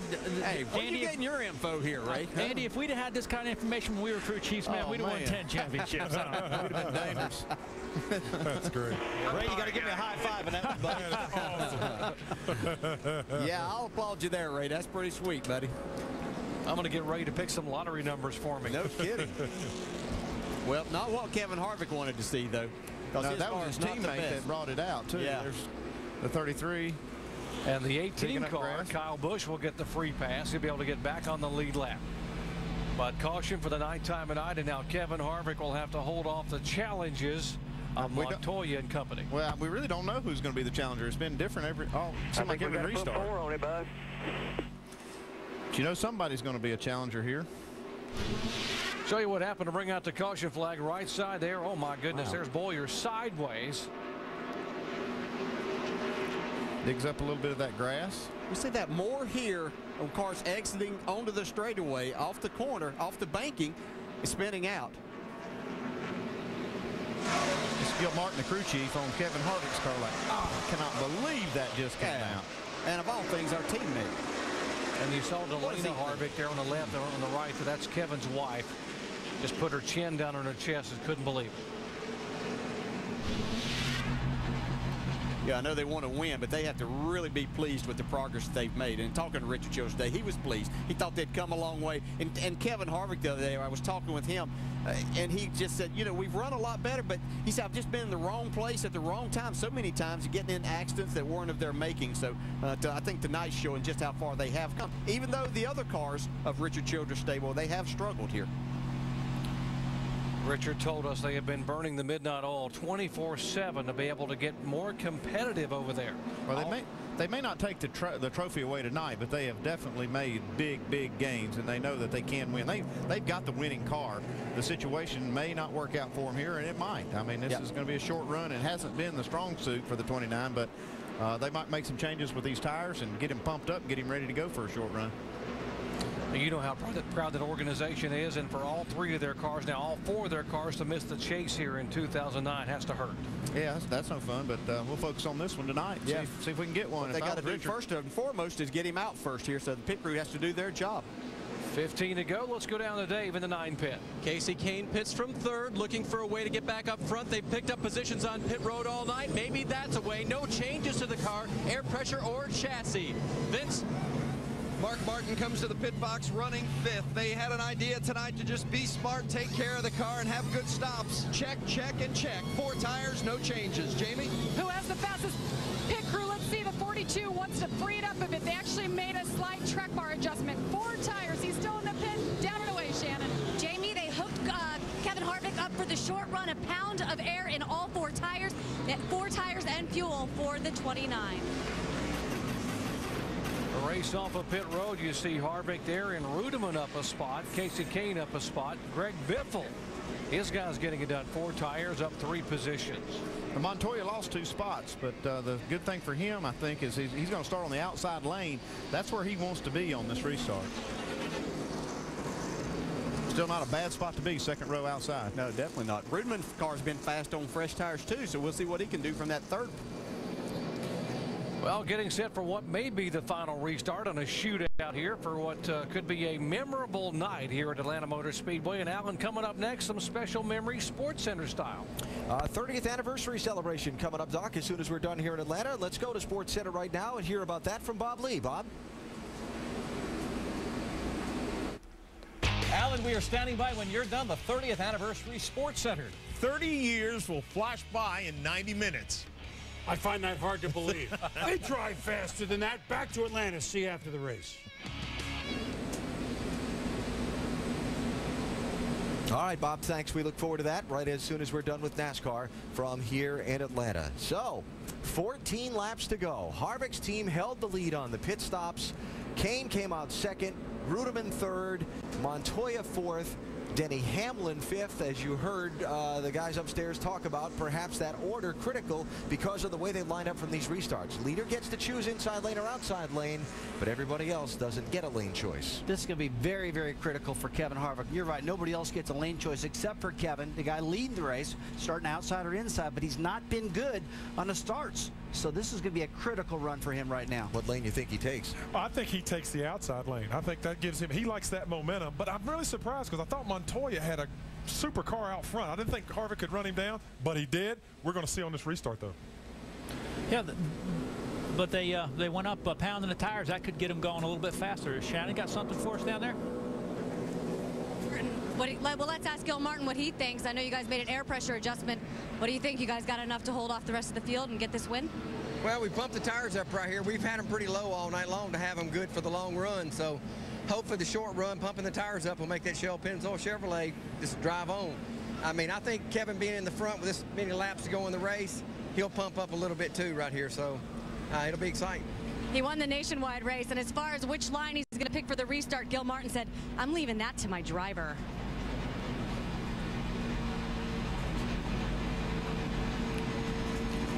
For Kevin Harvick, it is not about the chase. That is history. It is about this race and this place tonight. It is about redemption for the kind of year they've had, and a lot of hard work he could pay back for the teams that have tried, the people at his shop that have tried to get him back in victory lane. There have been some incredibly close finishes over the years here at Atlanta Motor Speedway. How about 2000, Dale Earnhardt beating Bobby Labonte ever so close at this racetrack? What about 2001? Kevin Harvick and Jeff Gordon across the finish line, 6/1000ths of a second on what was a memorable win for Kevin Harvick in only his third start. And how about 2005, when Cousin Carl had to bump and grind by the 48 car of Jimmy Johnson to win by 28/1000ths of a second, and for the first time in a Cup car, Carl Edwards made the signature somersault as a winner here in NASCAR. And lots of wave around cars here in the double file restart. As we're getting set, it'll be 11 laps to go when they come down for the green flag.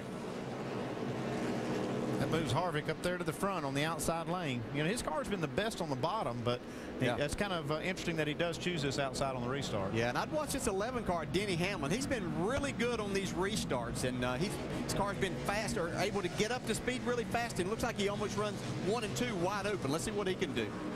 On the previous restart, it was Montoya. He was a rocket. Remember, he went around everybody and pulled away for a while until Harvick finally ran him down. They spin the tires. Green flag in Atlanta. There comes Hamlin on the inside. Rudeman is there. Yeah, Rudeman kind of blocked his progress for a second, but here comes Hamlin. Harvick got a nice job, but here comes Casey Kane back on the inside. Off the turn, Casey Kane dead even with Kevin Harvick. Kane knows this is his chance. He's seen that the 29 hasn't been the best on these restarts. He knows this is his chance to win this race. 10 laps to go this time by, and Casey Kane is the leader. I'm really surprised that Harvick picked that outside lane on that restart, because his car's just not been that good on the outside. Yeah, and I just think his car's just not that good. The setup that they have on fresh tires, that their strength has been not falling off like the other cars after about 15 laps. See Montoya coming down the backstretch with a little bit of momentum.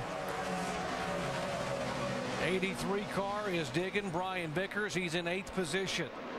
There's Mark Martin on the outside of him, trying to keep that spot. And once again, there's Matt Kenseth. There comes Martin with a big run off of turn 4.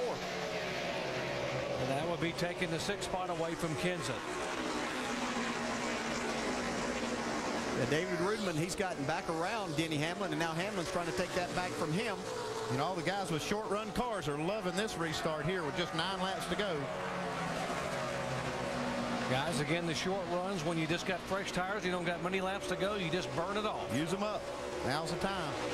Get your money's worth. And looks like Casey Kane is flat getting his money's worth. Well, we've seen him be fast on these short runs here, especially late in the race. He said his car gets looser the more that they run. Good thing about this, he doesn't have to run very long. Yeah, that's why Gil Martin was so upset on that pit box when he saw that caution flag fly. They had this one in the bag until then. See Montoya closing in on Harvick for that 2nd spot. Here's a battle with Greg Biffle and Jeff Gordon. That'll be for the 9th spot. Well, another great comeback of the night with the 16 team for Biffle. He was out to lunch for about the first 170 laps. Yeah, at one point in time, they'd fallen out of the top 12 in the rundown. So nice job, nice recovery for them. 7 laps to go here at Atlanta Motor Speedway. First time they have run this race on Labor Day weekend under the lights. 7 more, bud, 7. I'm telling you, Casey Kane's gone. 2.5 lead on Harvick.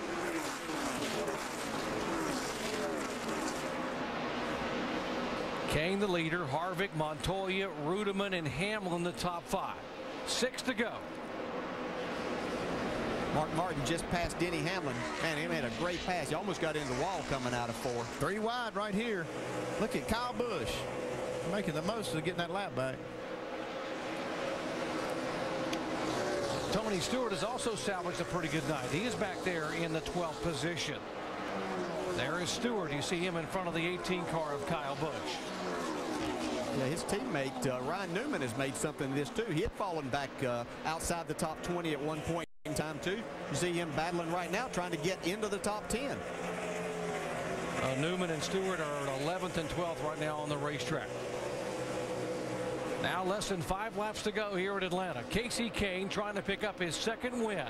In 2009, he snapped a 37 race winless streak by winning at Infineon Raceway on the road course in California, trying to get his first oval track win in over a year. Kind of expected Montoya to make a bigger run at the end of this race. I thought he had the car to beat maybe in a short run, but Kasey Kahne's one that stepped up to it this time. And Harvick's having a good short run car here. They did a good job by pumping those tires up and keeping him in contention, at least in second spot. Yeah, but he probably wasn't the only one that pumped the tires up either, so that's what he had to think about. The other guys were making adjustments there too. It's just that unfortunately for Kevin tonight, these other guys have a better short run setup. There's Rudeman. He's still up in that 4th spot. Really good run for him.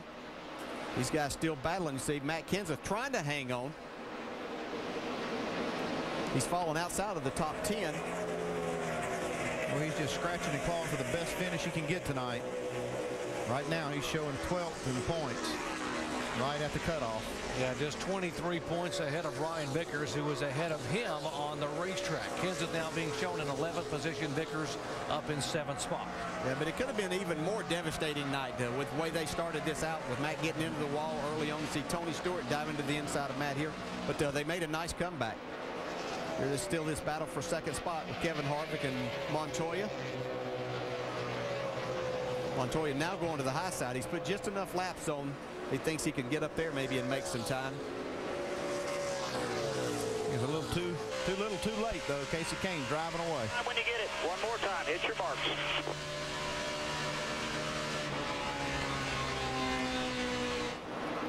Montoya driving the car. He finished second with at Pocono, Pennsylvania. His best finish of the year. He's only top 5. White flag for Kasey Kahne. Straight away, 1 to go. 30. Kasey Kahne said they were very frustrated about the disappointing finish at Bristol, Tennessee. They dropped from 8th to 11th in the point standings after finishing 28th at Bristol. They have finished outside the top 10 the last 3 races in a row. They were in jeopardy of maybe not making the chase.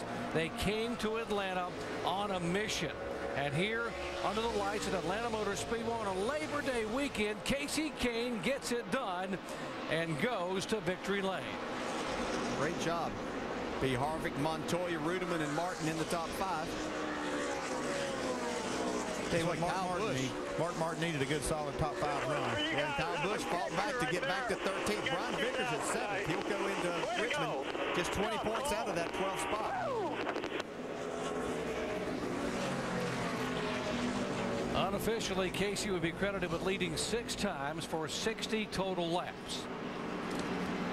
Well, let's go down and visit with the winning crew chief, Vince. Kenny Francis, the crew chief for the 9, after the disastrous run at Bristol when you drop down to 11th in points. How big is it to come back with a win tonight? Well, it's a big win. You know, we thank the Lord for making us smart enough to make the right decisions. We had a good idea what we did wrong at Bristol and came back here and did a little bit different. And boy, it worked out. I'm so proud of the guys and proud of Keith Rodden, our engineer, and you know, our whole pit crew did a great job, and the motor ran great. It's just a perfect night for us. The 9 car with the huge win tonight, guys. Kasey's second win here at Atlanta Motor Speedway in just 12 starts. And it is a big night for him in terms of the point standings. Take a look at the points here, and you see that Denny Hamlin is now in the chase, locked in. How about 5 spots up in points for Kasey Kahne? And look at the bubble here, guys. We are going to have a lot of nail biters next week in Richmond, Virginia. Yeah, you can see that right there. Brian Vickers, Kyle Busch are the ones outside looking in. Matt Kenseth, what a great job tonight to stay in the top 12. And Carl Edwards is only 105 points ahead of that, and he's up in the 5th spot. So got a lot of guys that are going to have some sleepless nights this week thinking about next weekend at Richmond. Should be an exciting night. If you like what you saw here, folks, there's still a lot more to come. We're going to be with you throughout the remainder of the year, all the way to the 2009 NASCAR Sprint Cup Series Championship. Next week on a Saturday night, under the lights at Richmond, Virginia. Then New Hampshire when the chase begins, up at the Monster Mile in Dover, Kansas, all the way down through the final event at Homestead Miami Speedway. Now let's go down to Jamie Little. And for the second time this year, Kevin Harvick leads some laps. You guys just came to life tonight, Kevin. There's been a lot on your plate. You've been open about this organization. You guys came together this week. What does this run do for you? This is big for everybody on our Shell Pennzoil Chevrolet. Just a good night for us. We had a great car on the long runs. Congratulations to Casey. They were a lot better on the short runs, and it just came down to a short run tonight. All right, Kevin Harvick finishes second, his best finish of the year. Guys? Well, they took a lot away from this race tonight, the Childress guys did, and that should help the whole organization. Yeah, it really should. What an entertaining race all night long. Man, we had passing for the lead, a lot of racing everywhere. I hope the fans enjoyed this as much as what we did up here in the booth. Just didn't know who was going to show up at the end. No, it was Casey Kane in this 9 car. That's right. Well, I enjoyed getting NASCAR stock car racing back on a Labor Day weekend here in the South, where it was for so many years at Darlington. Now coming to Atlanta, great crowd, over 100,000 strong, and I'm sure they enjoyed it. Hope folks watching at home enjoyed it. I got to believe that guy driving that 9 car had the best time of the night. What about Juan Pablo Montoya? Jamie? Well, you guys are talking about how much fun it was to watch. How much fun was that race battling with the 29? It was awesome. You know, I thought I was going to get him with 2 to go, and I got freaking sideways down in 3. But everybody at Target Chevy did an amazing job today. I really want to thank everybody on Harganazzi, ECR with the motors. Everybody's working so hard to make this happen. And, with this 3rd place, it makes it a little bit closer to that chase. And right now they sit 8th in the points, closer to making that first chase for Chip Ganassi Racing. Doc? So he moves up a spot in the points, indeed, and he's checking them out right check there. out the final standings. Yeah, he wants to see those points. He knows what he's got, so he knows what he has to do next week at Richmond. Yeah, exactly what he's been doing to get himself in this position. They began the year with one focus as team, talking about Juan Pablo Montoya, and that's to be able to be consistent enough to get in the chase for the first time. And they're 1 race away from doing it. Casey Kane has made it down there, so let's go down to our Degree V12 victory lane.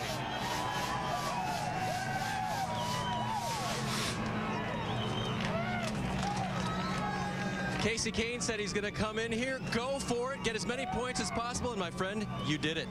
We did, and we did right at the end. I mean, we had a unbelievable car throughout the race. I think Harvick was the best on the long run, and we got that restart with 11 to go, and I knew we had a shot. This pit crew did a phenomenal job all night. The entire Budweiser Dodge team did great. To see a crowd like this in Atlanta, it's been a long time since I've seen that, and it's pretty awesome to see the support on Labor Day of this crowd and put on a good show. The chase has been great. The fans are awesome. This team, man, they're doing a great job. Stanley, Valvoline, Siemens, Best Buy, Remington, all the people that support us, man. It's all about making the chase, and I want to thank all of them for their support. But I knew Harvick and Montoya were going to be tough there at the end. We just got them there. We had a little bit better car for about 10 laps. And you asked Kenny to keep the air pressures regular on your car. Don't pump them up. How did you know your car would be that good? Because a couple restarts before that, I took off, and I knew I could go for about 15 laps. And that last one, I thought I'd go green the whole way, so I wanted to save. Didn't do me any good, but I tried that in it, and then the caution came out. And I knew we could go. And Rudeman gave me a push on the front stretch. That's terrible, and restarts going, up through the gears all night. And he kind of got me going. But man, I just thank all the fans. Thanks Sprint for doing what they do, and say hi to my parents. They're a big part of this. And your pit crew gave you that outside spot on the restart. How big was that? Well, I was on the inside on the restart, and Rudeman gave me a little push forward, and actually I was thinking either way as long as I can get through the gears, and I hadn't all night. So when Rudeman gave me that push, I was like, man, I think I might have a shot here, and I cleared Harvick pretty quick, and we were gone. Great run for Casey tonight in victory lane again at Atlanta. So a huge night for Casey Kane, up 5 spots in the standings, trying to get into the championship, and it comes down to 1 race. Next Saturday night, the Chevy Rock and Roll 400, ABC, 7 Eastern from Richmond. Lots more post-race coverage. NASCAR Now post-race on ESPN2 Now, and the post-race press conferences, you can see them on ESPN News.